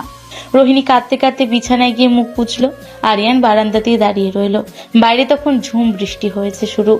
বৃষ্টির শব্দে রোহিণীর কান্নার আওয়াজ ঢাকা পড়ে যাচ্ছে। আরিয়ানের বুকের ভেতরটা দুমড়ে মুচড়ে যাচ্ছে। সে জানে সে রোহিণীকে কতটা ভালোবাসে, কিন্তু কবিরের সাথে রোহিণীর হাসাহাসি দেখে ওর ভেতর এক অদ্ভুত হীনমন্যতা আর ঈর্ষা কাজ করছিল। ও ভাবতে পারছিল না যে রোহিণী অন্য কারোর সাথে এত ফ্রি হতে পারে। রাত 12টা বাজে। বৃষ্টি কমার কোনো লক্ষণ নেই। ঘরের ভেতর এক গুমোট নীরবতা। রোহিণী এখনো বিছানায় মুখ গুজে ফুপিয়ে কাঁদছে। সে সারা সন্ধ্যা থেকে এক ফোঁটা পানিও খায়নি। আরিয়ান বারান্দা থেকে ঘরে এসে দরজাটা বন্ধ করে দিল। ধীর পায়ে এসে বিছানার কাছে গিয়ে বসলো। রোহিণীর পিঠ কাঁপছে কান্নার চোটে। আরিয়ান আস্তে করে রোহিণীর কাঁধে হাত রাখলো। রোহিণী, আমাকে ছুবি না তুই। তুই তো আমাকে চলে যেতে বলেছিস। কাল সকালেই আমি এই বাড়ি ছেড়ে চলে যাব। তুই তোর নীলাকে নিয়ে সুখে থাকিস। তুই উঠবি নাকি আমি জোর করে ওঠাবো? আরিয়ান রোহিণীর হাত ধরে এক টান দিয়ে তাকে নিজের দিকে ঘোরালো। রোহিণীর চোখ মুখ কেঁদে কেঁদে ফুলে লাল হয়ে আছে। আরিয়ান রোহিণীর দুই গাল নিজের দুই হাতের তালুতে আলতো করে ধরলো। রোহিণী ছটপট করে নিজেকে ছাড়ানোর চেষ্টা করলো। ছাড় আমাকে, আমি তোর কোনো কথা শুনবো না। তুই আমাকে কষ্ট দিয়েছিস, তুই আমাকে তাড়িয়ে দিয়েছিস। চুপ, একদম চুপ। আর একটা কথাও যদি বলিস আমি কিন্তু তোকে জানালা দিয়ে বাইরে বৃষ্টির মধ্যে ফেলে দিব। ফেলে দে, মেরে ফেল আমাকে। তোকে ভালোবাসার এটাই শাস্তি আমার। আরিয়ান আর কোনো কথা না বলে রোহিণীকে শক্ত করে নিজের বুকের সাথে জড়িয়ে ধরল। রোহিণী প্রথম কয়েক সেকেন্ড আরিয়ানের বুকে কিলঘুষি মারলো, তারপর ধীরে ধীরে শান্ত হয়ে গেল। সে আরিয়ানের শার্ট খামচে ধরে হু হু করে কেঁদে উঠল। তুই এত বোকা কেন রোহিণী? তুই বুঝিস না আমি কেন রেগে গিয়েছিলাম? তুই আমাকে ভালোবাসিস না, তুই আমাকে বোঝা ভাবিস। আমি তোকে বোঝা ভাবি না রে পাগলি। আমি তোকে এতটাই নিজের ভাবি যে অন্য কারোর সাথে তোর হাসাহাসি আমার সহ্য হয় না। আজ কবির যখন তোর সাথে এত ফ্রি হয়ে কথা বলছিল, তুই যখন ওর দিকে তাকিয়ে হাসছিলি, আমার বুকের ভেতরটা কেমন যেন জ্বলে যাচ্ছিল। আমার মনে হচ্ছিল আমি তোকে হয়তো তোর যোগ্য সুখটা দিতে পারছি না। তুই পাগল আরিয়ান, তুই কবিরকে নিয়ে জেলাস ফিল করছিলি। ও তো শুধু আমার বন্ধু। তুইও তো অফিসে গিয়ে নীলাকে অপমান করেছিস, তুইও তো জেলাস ফিল করেছিস। রোহিণী ধীরে ধীরে আরিয়ানের বুক থেকে মুখ তুলল। তার ভেজা চোখে এক অদ্ভুত আলো। সে বুঝতে পারলো আরিয়ানের এই রাগ, এই অভিমান সবকিছুর মূলে আছে এক গভীর চাপা ভালোবাসা। তুই আমাকে এত ভালোবাসিস আরিয়ান? আমার দিকে অন্য কেউ তাকালেও তোর এত কষ্ট হয়? আমি তোকে কতটা ভালোবাসি আমি নিজেও জানি না রোহিণী। আমি শুধু জানি তোকে ছাড়া আমার জীবনটা একটা বিশাল শূন্যতা। তুই যখন আমাকে ছেড়ে যাওয়ার কথা বলিস, আমার মনে হয় আমার শ্বাস বন্ধ হয়ে আসছে। আমাকে আর কখনো ছেড়ে যাওয়ার কথা বলবি না প্লিজ। আরিয়ানের চোখের কোণে পানি জমেছে। রোহিণী দুই হাত দিয়ে আরিয়ানের চোখের পানি মুছে দিল। আমি কোথাও যাব না রে বোকা। আমি মরে গেলেও তোর বুকে মাথা রেখেই মরবো। তুই শুধু আমার, শুধু আমার। কোনো নীলা, কোনো তানিয়া ভাবি কেউ আমাকে তোর কাছ থেকে আলাদা করতে পারবে না। আর কোনো কবিরও যেন তোর আশেপাশে না আসে। আমি কিন্তু সত্যি ওর ঠ্যাং ভেঙে দিব পরের বার। রোহিণী খিলখিল করে হেসে উঠল। আরিয়ান মুগ্ধ চোখে রোহিণীর হাসি মাখা মুখের দিকে তাকিয়ে রইল। বৃষ্টির শব্দ ঘরের নীরবতাকে এক অদ্ভুত মাদকতায় ভরিয়ে তুলেছে। আরিয়ান ধীরে ধীরে রোহিণীর মুখের দিকে এগিয়ে গেল। রোহিণীর হৃদস্পন্দন দ্রুত বেড়ে গেল। সে চোখ বন্ধ করে নিল। আরিয়ান তার উষ্ণ ঠোঁট দিয়ে রোহিণীর ঠোঁটের ওপর আলতো করে ছুঁয়ে দিল। প্রথম স্পর্শটা ছিল খুব নরম, ভীরু, কিন্তু মুহূর্তের মধ্যে সে স্পর্শ গাঢ় হয়ে উঠল। আরিয়ান, হুম। তুই এত রোমান্টিক কবে থেকে হলি? আমার দুষ্টু বান্ধবীটা যখন থেকে আমার রোমান্টিক বউ হয়ে গেছে তখন থেকে। আরিয়ান রোহিণীকে কোলে তুলে নিয়ে বিছানায় শুইয়ে দিল। রোহিণী লজ্জায় নিজের মুখ দুই হাত দিয়ে ঢেকে ফেলল। আরিয়ান মুচকি হেসে রোহিণীর হাত দুটো সরিয়ে দিল। আমার বউয়ের মুখ আমি ছাড়া আর কেউ দেখবে না, আর আমার সামনে এত লজ্জা পাওয়ার কিছু নেই। আমার খুব ভয় করছে রে আরিয়ান। আমি আছি তো, বিশ্বাস করিস আমাকে? নিজের চেয়েও বেশি। আরিয়ান রোহিণীর কপালে, চোখে, গালে ভালোবাসার চুম্বন এঁকে দিতে লাগলো। রোহিণী আরিয়ানের চুলে হাত বুলিয়ে তাকে আরো কাছে টেনে নিল। দীর্ঘদিনের জমে থাকা অভিমান, ঈর্ষা আর না বলা কথাগুলো আজ বৃষ্টির রাতে ভালোবাসার জোয়ারে ভেসে গেল। দুজন দুজনের মাঝে পুরোপুরি লীন হয়ে গেল। তারা বুঝতে পারলো ঈর্ষা আসলে ভালোবাসারই আরেকটা নাম। যেখানে অধিকার বোধ থাকে সেখানে হারানোর ভয় থাকে, আর সেই ভয়ের নামই তো ভালোবাসা। অনেকক্ষণ পর দুজনে শান্ত হয়ে একে অপরের বুকে মাথা রেখে শুয়ে আছে। বাইরে বৃষ্টি তখনও চলছে। রোহিণী আরিয়ানের বুকে আঙুল দিয়ে হিজিবিজি আঁকছে। আরিয়ান, একটা কথা বলবো? বল। কাল অফিসে গিয়ে ওই নীলা মেয়েটাকে বলবি তোর বউ অনেক ডেঞ্জারাস, ও যেন তোর আশেপাশে আর না আসে। আচ্ছা বাবা, বলবো। আর তুইও তোর বন্ধুদের বলে দিবি তোর একটা সাইকো স্বামী আছে, সে রেগে গেলে কিন্তু কাউকে আস্ত রাখবে না। I love you Aryan. I love you too আমার দুষ্টু বউ। আরিয়ান রোহিণীকে আরো শক্ত করে জড়িয়ে ধরলো। দুজনের জীবনে আজ এক নতুন অধ্যায়ের সূচনা হলো। সব ভুল বোঝাবুঝি, সব দূরত্ব আজ শেষ। কিন্তু তারা কেউ জানে না তাদের এই ভালোবাসা, এই বিশ্বাস ভাঙার জন্য বাইরের ঘরে তানিয়া এক ভয়ঙ্কর প্ল্যান তৈরি করে বসে আছে। কাল সকালে যে ঝড় আসতে চলেছে তার জন্য তারা কেউ প্রস্তুত নয়। সকালে স্নিগ্ধ রোদে আরিয়ানের ঘরটা আলোকিত হয়ে আছে। জানালার ফাঁক দিয়ে আসা রোদ সরাসরি আরিয়ানের মুখে পড়তেই সে চোখ পিটপিট করে তাকালো। কিন্তু চোখ খুলে সে অবাক। তার বুকের ওপর মাথা রেখে অঘরে ঘুমাচ্ছে রোহিণী। মেয়েটার এলোমেলো চুলগুলো আরিয়ানের মুখের ওপর ছড়িয়ে আছে। কাল রাতের বৃষ্টির পর আজকে সকালটা যেন এক নতুন জীবনের সূচনা। আরিয়ান আলতো করে রোহিণীর কপালে জমে থাকা ঘামের বিন্দুগুলো মুছে দিল। এই পেতনি বউ, উঠবি না? সকাল তো অনেক হলো। আর একটু ঘুমাতে দে না আরিয়ান। তোর বুকে এত শান্তি কেন রে? আমার তো এখান থেকে উঠতেই ইচ্ছে করছে না। উঠবি না মানে? আজ অফিসে যেতে হবে না আমাকে? তুই এভাবে আমাকে জাপটে ধরে রাখলে আমি উঠবো কিভাবে? যাবি না আজ অফিসে? একদিন না গেলে কি তোর বসের কোম্পানি দেউলিয়া হয়ে যাবে? আজ সারা দিন তুই শুধু আমার সাথে থাকবি, আমি তোকে কোথাও যেতে দেব না। রোহিণী চোখ না খুলেই আরিয়ানকে আরো শক্ত করে জড়িয়ে ধরলো। আরিয়ান হেসে দিয়ে রোহিণীর চুলে হাত বুলিয়ে দিতে লাগলো। পাগলামি করিস না রোহিণী, আমি একটা মধ্যবিত্ত ঘরের ছেলে। আমার একদিনের ছুটি মানে সংসারের অনেক বড় ক্ষতি। আমাকে তো এখন তোর শখও পূরণ করতে হবে, তাই না? আমার কোনো শখ নেই রে বোকা, তুই শুধু আমাকে এইভাবে ভালোবাসবি, এটাই আমার সবচেয়ে বড় শখ। আর শোন, কাল রাতের পর তুই কিন্তু আমার কাছে আর বন্ধু নোস, তুই আমার সব। তুই যদি কখনো আমাকে ছেড়ে যাস, আমি কিন্তু সত্যি সত্যি মরে যাব। পাগল মেয়ে, আমি তোকে ছেড়ে কোথায় যাব? তুই তো আমার ঘাড়ের এমন ভূত যাকে কোনো ওঝাই ছাড়াতে পারবে না। যা এবার ওঠ, ফ্রেশ হয়ে নে, আমি বাইরে যাচ্ছি। আরিয়ান রোহিণীর কপালে একটা দীর্ঘ চুমু এঁকে দিয়ে বিছানা থেকে উঠে দাঁড়ালো। রোহিণী লাজুক হেসে চোখ খুলল। আরিয়ান ঘর থেকে বের হতেই ড্রয়িং রুমে তানিয়া ভাবির মুখোমুখি হলো। তানিয়া আর চোখে আরিয়ানের হাসি মাখা মুখটা খেয়াল করলো। তার বুকের ভেতর ঈর্ষার আগুন দাউ দাউ করে জ্বলে উঠলো। কি রে দেবর সাহেব, সকাল সকাল মুখ তো একদম উজ্জ্বল হয়ে আছে। নতুন বইয়ের আদর মনে হয় একটু বেশি জুটেছে কপালে। ভাবি, সকাল সকাল আপনার এই খোঁটা দেওয়ার স্বভাবটা কি কখনো বদলাবে না? আমার স্ত্রীর সাথে আমার সম্পর্ক কেমন হবে সেটা নিয়ে তো আপনার মাথা ঘামানোর কথা না। আমি আর মাথা ঘামাতে যাব কেন? আমি শুধু ভাবছি, বড় লোকের মেয়ে, কয়দিন এই গরিবের ঘরে রোমান্স করবে? যেদিন মেকআপের টাকা ফুরাবে সেদিন বুঝবি ভালোবাসা কারে কয়। আরিয়ান আর কোনো কথা না বাড়িয়ে বাথরুমের দিকে চলে গেল। তানিয়ার আগে গিজ গিজ করতে করতে নিজের ঘরে ঢুকলো। সেখানে তার ছোট বোন শায়লা আর রোহিণীর মামাতো বোন মায়া বসেছিল। মায়া আরিয়ানের উপর আগে থেকেই দুর্বল। রোহিণী আরিয়ানের ঘরে আসায় মায়া ভেতরে ভেতরে জ্বলে পুড়ে ছাই হয়ে যাচ্ছে। দেখলেন তো তানিয়া ভাবি, আমি বলেছিলাম না রোহিণী এত সহজে আরিয়ানকে ছাড়বে না। ও ইচ্ছে করে বিয়ের আসর থেকে পালিয়েছে শুধু আরিয়ানকে ফাঁসানোর জন্য। আমি সব বুঝতে পারছি মায়া, ওই মেয়েটা খুব চালাক। আরিয়ান তো বোকা, ওই রূপের ফাঁদে পড়ে গলে গেছে। কিন্তু আমি তানিয়া বেঁচে থাকতে ওদের এত সহজে সুখের সংসার করতে দিব না। কিন্তু আপু, তুই কি করবি? ওরা তো কাল রাতে, মানে বুঝতেই পারছিস, ওদের তো ফুলসজ্জা হয়ে গেছে। ওদের মাঝে তো এখন অনেক ভালোবাসা। ভালোবাসা? হাহ!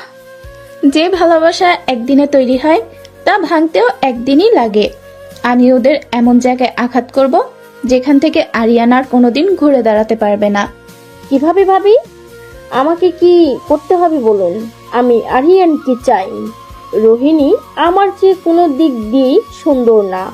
ওর শুধু বাবার টাকা আছে। আমি আরিয়ানকে আমার করে নিতে চাই। তুই পাবি আরিয়ানকে। শোন, রোহিণীর ভার্সিটিতে ফাহাদ নামে একটা ছেলে ছিল না, যে রোহিণীর জন্য পাগল ছিল? হ্যাঁ, ফাহাদ তো এখনো রোহিণীকে চায়, কিন্তু রোহিণী তো ওকে কখনো পাত্তাই দেয়নি। পাত্তা দেয়নি, কিন্তু এখন দিবে। মানে আমরা প্রমাণ করব যে রোহিণী ফাহাদকে পাত্তা দিচ্ছে। শায়লা, তুই ফাহাদের সাথে যোগাযোগ কর। ওকে বলবি রোহিণীর সাথে কিছু এডিটেড ছবি আর ফেক হোয়াটসঅ্যাপ চ্যাটের স্ক্রিনশট রেডি করতে। Fake chat? মানে কি লিখবো সেখানে? লিখবি, ফাহাদ, আমি আরিয়ানকে বিয়ে করেছি শুধু জিসানের হাত থেকে বাঁচার জন্য। আমি এই গরিবের বাড়িতে থাকতে পারছি না। তুমি আমাকে এখান থেকে নিয়ে যাও। আমি শুধু তোমাকেই ভালোবাসি। ও মাই গড ভাবি, আপনি তো জিনিয়াস। আরিয়ান এমনিতেই শান্ত, কিন্তু ওর আত্মসম্মান বোধ অনেক বেশি। ও যদি একবার বিশ্বাস করে যে রোহিণী ওকে টাকার জন্য আর ফাহাদের জন্য ঠকাচ্ছে, ও রোহিণীকে এক সেকেন্ডও এই বাড়িতে রাখবে না। একদম ঠিক। আরিয়ান নিজ হাতে ওর ওই জেদি বউকে ঘাট ধাক্কা দিয়ে বের করবে। শুধু ফাহাদকে বলবি কাজটা নিখুঁত হতে হবে। ছবির এডিটিং যেন কেউ ধরতে না পারে। তানিয়া, মায়া আর শায়লা মিলে এক ভয়ঙ্কর ষড়যন্ত্রের জাল বুনতে লাগলো। তারা জানে না এই ষড়যন্ত্র শুধু একটা সংসার নয়, দুটো মানুষের আত্মাকে চিরজীবনের জন্য পঙ্গু করে দিতে পারে। দুপুর 2টা। আরিয়ান অফিসে বসে একটা জরুরি ফাইল দেখছিল। হঠাৎ পিয়ন এসে একটা খাম তার টেবিলে রেখে গেল। স্যার, নিচে থেকে এক লোক এই খামটা দিয়ে গেল। আপনার নাম লেখা আছে। আমার নাম? কে দিল? কোনো নাম নেই খামের ওপর। জি না স্যার, লোকটা দিয়ে সাথে সাথে চলে গেছে। আরিয়ান কিছুটা অবাক হয়ে খামটা হাতে তুলে নিল। খামটা খুলতে ভেতর থেকে কয়েকটি প্রিন্ট করা ছবি আর কাগজ বেরিয়ে এলো। প্রথম ছবিটা দেখিয়ে আরিয়ানের সারা শরীর বিদ্যুৎ স্পৃষ্টের মতো কেঁপে উঠল। ছবিতে দেখা যাচ্ছে রোহিণী আর ফায়াদ একটা ক্যাফেতে বসে একে অপরের হাত ধরে আছে। রোহিণীর মুখে মিষ্টি হাসি। ছবিগুলো এতটাই নিখুঁত যে বোঝার উপায় নেই এগুলো এডিটেড। না, এটা হতে পারে না। রোহিণী ফাহাদের সাথে? কিন্তু ও তো কাল সারাদিন বাড়িতেই ছিল। আরিয়ানের হাত কাঁপছে। সে পরের কাগজগুলো দেখতে লাগলো। হোয়াটসঅ্যাপ চ্যাটের স্ক্রিনশট, রোহিণীর নাম্বার থেকে পাঠানো মেসেজ। ফাহাদ, আমি আরিয়ানকে বিয়ে করেছি শুধু বাবার হাত থেকে বাঁচার জন্য। এই ভিখারির বাড়িতে আমার দম বন্ধ হয়ে আসছে। তুমি আর কিছুদিন ওয়েট করো জান। আমি আরিয়ানের কাছ থেকে ডিভোর্স নিয়ে তোমার কাছে চলে আসব। ওই ছোট লোকের ছেলের সাথে আমি এক বিছানায় ঘুমাতে পারবো না। মেসেজগুলো পড়ে আরিয়ানের মনে হলো কেউ তার বুকের ভেতর ধারালো ছুরি চালিয়ে দিয়েছে। কাল রাতের বৃষ্টির শব্দ, রোহিণীর কান্না, তার বলা আমি তোকে ছাড়া বাঁচবো না, সবকিছু মিথ্যে মনে হতে লাগলো। আরিয়ানের চোখের সামনে সব ঝাপসা হয়ে আসছে। তার মানে রোহিণী শুধু তাকে ব্যবহার করেছে, জিসানের হাত থেকে বাঁচার জন্য তাকে একটা ঢাল হিসেবে ব্যবহার করেছে। তুই আমার সাথে এমন করতে পারলি রোহিণী? তুই আমার ভালোবাসা নিয়ে, আমার বিশ্বাস নিয়ে এমন নোংরা খেলা খেললি? আমি তো তোকে নিজের চেয়েও বেশি বিশ্বাস করেছিলাম।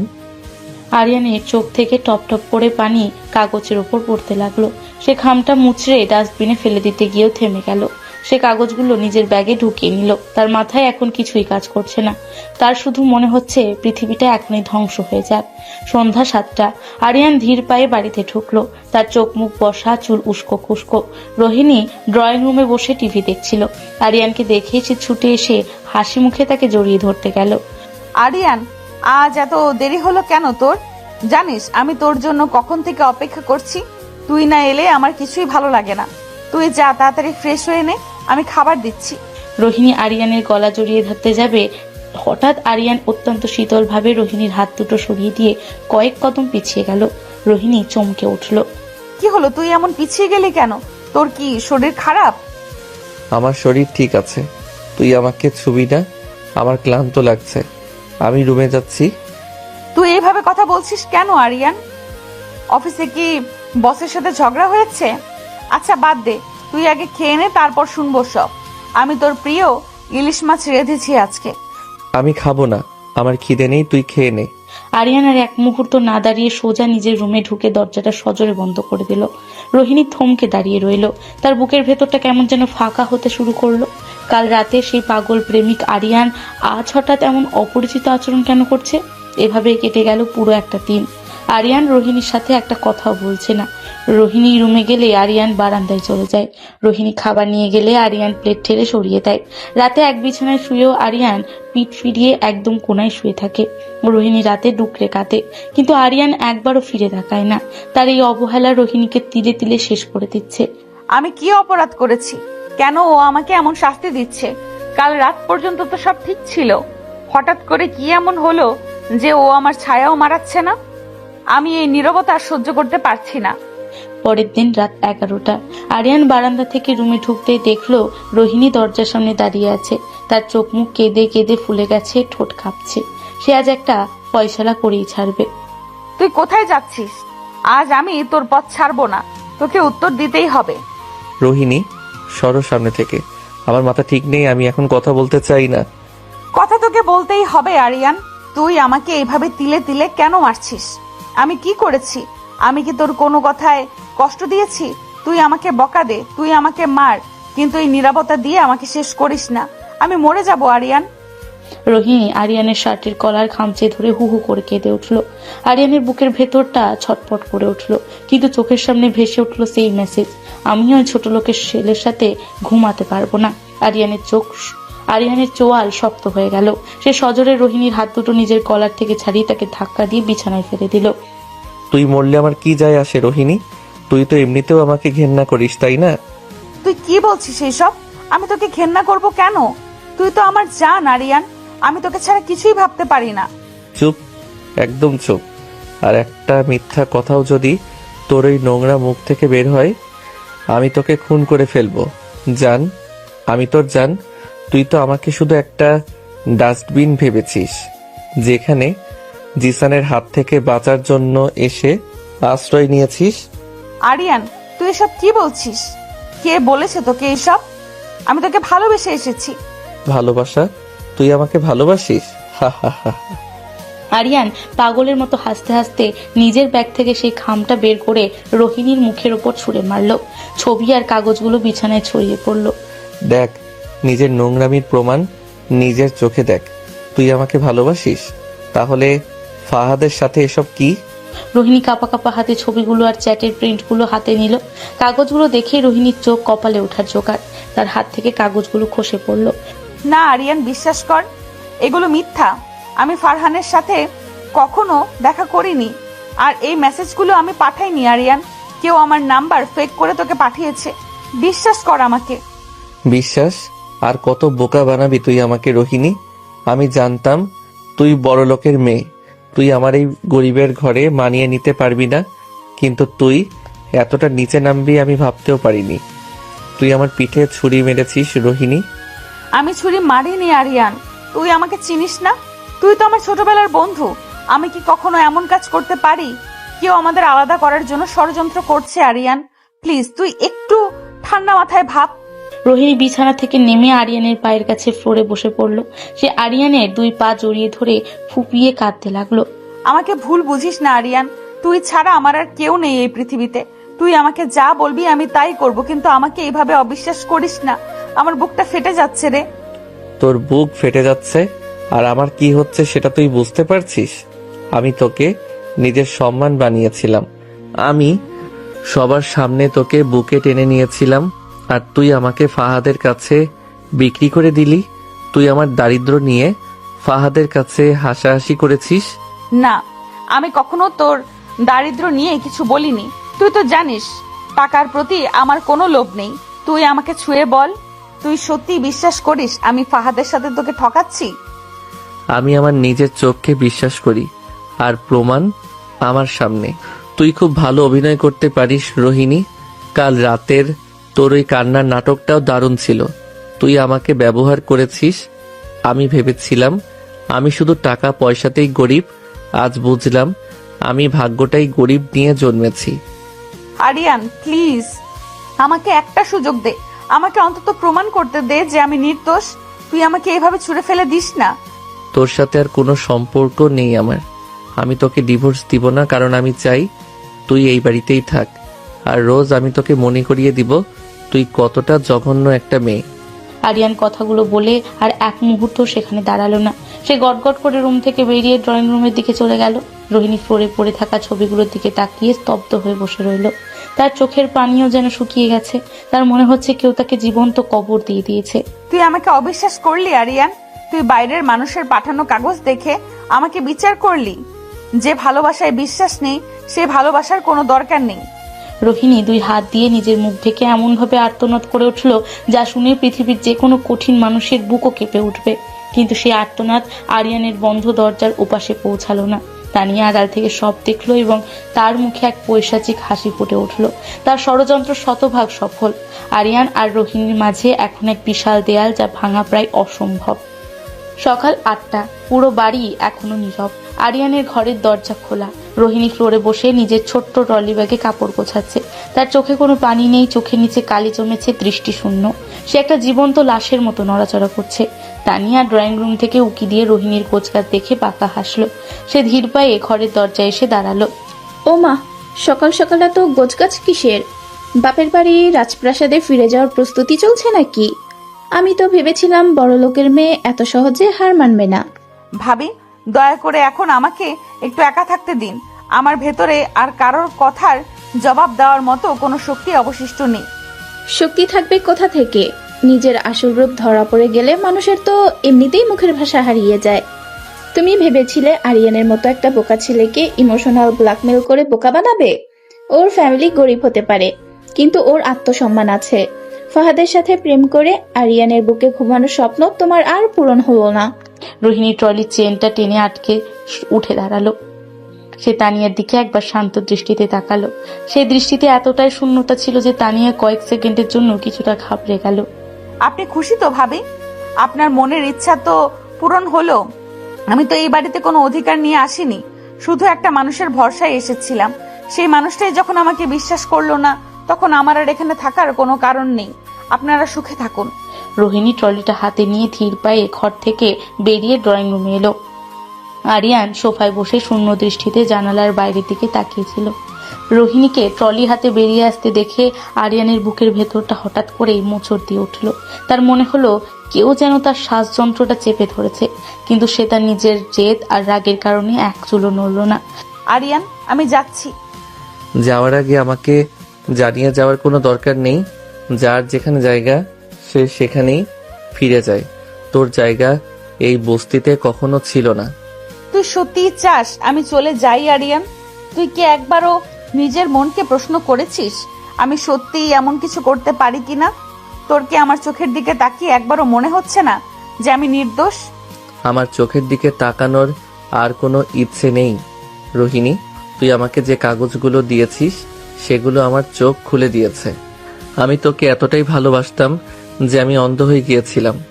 ভালোই হয়েছে তুই চলে যাচ্ছিস। আমি অন্তত একটা মিথ্যের সম্পর্কের ঘেরাটোপ থেকে মুক্তি পাবো। আরিয়ানের কথাগুলো রোহিণীর কানে বিষাক্ত তীরের মতো বিঁধল। রোহিণী কয়েক কদম এগিয়ে আরিয়ানের সামনে এসে দাঁড়ালো। তুই আমাকে মুক্তি দিচ্ছিস আরিয়ান? ঠিক আছে, তোর যখন আমাকে আর প্রয়োজন নেই তখন আমি আর এক মুহূর্তও তোর চোখের সামনে থাকবো না। কিন্তু একটা কথা মনে রাখিস, যেদিন তুই সত্যিটা জানবি সেদিন তুই বুঝবি তুই আমাকে কতটা ভুল বুঝেছিস। সেদিন তুই আমার এই কান্নার চেয়েও বেশি কাঁদবি। সেদিন তুই আমাকে খুঁজবি কিন্তু পাবি না আরিয়ান। সেদিনের জন্য তোকে চিন্তা করতে হবে না। তুই শুধু ফাহাদকে বলিস ওরা লুকিয়ে আমার বউয়ের সাথে প্রেম করার দরকার নেই। এখন তোরা স্বাধীন। রোহিণী আরিয়ানের দিকে একদৃষ্টিতে তাকিয়ে রইল, সে আর কোনো কথা বলল না। একটা দীর্ঘশ্বাস ফেলে সে বাড়ির মেন দরজার দিকে এগিয়ে গেল। রহিমা খালার ছোঁয়া দৌড়ে এসে রোহিণীকে জড়িয়ে ধরল। ভাবি, তুই কোথায় যাচ্ছিস? ভাইয়া, তুই আপুকে যেতে দিস না। আপু তো কোনো অন্যায় করেনি। কাঁদিস না ছোঁয়া, তোর ভাইয়ের কাছে আমি অপরাধী। যে বাড়িতে বিশ্বাস নেই সেখানে থাকাটা অপমানের। আমি আর এই অপমান সহ্য করতে পারছি না রে। রহিমা খালা, আমাকে ক্ষমা করে দিও। রোহিণী দরজা খুলে বাইরে পা রাখলো। আরিয়ান একবারের জন্য পেছন ফিরে তাকালো না, কিন্তু দরজাটা যখন বন্ধ হলো তখন আরিয়ানের মনে হলো তার পুরো পৃথিবীটা এক নিমেষেই অন্ধকারে ঢেকে গেল। সে ধপ করে সোফায় বসে পড়ল। 2 দিন কেটে গেছে। রোহিণী চলে যাওয়ার পর আরিয়ানের অবস্থা পাগলের মতো হয়ে গেছে। সে অফিসে যায় না, ঠিক মতো খায় না, সারাদিন শুধু নিজের ঘরে দরজা বন্ধ করে বসে থাকে। রোহিণীর ফেলে যাওয়া একটা লাল টিপ আয়নার কোনায় লেগে আছে। আরিয়ান সেই টিপটার দিকে তাকিয়ে থাকে আর নীরবে কাঁদে। রোহিণীর গায়ের সেই মিষ্টি সুবাস এখনো যেন ঘরের প্রতিটি কোণায় জড়িয়ে আছে। তুই এত খারাপ কেন রোহিণী?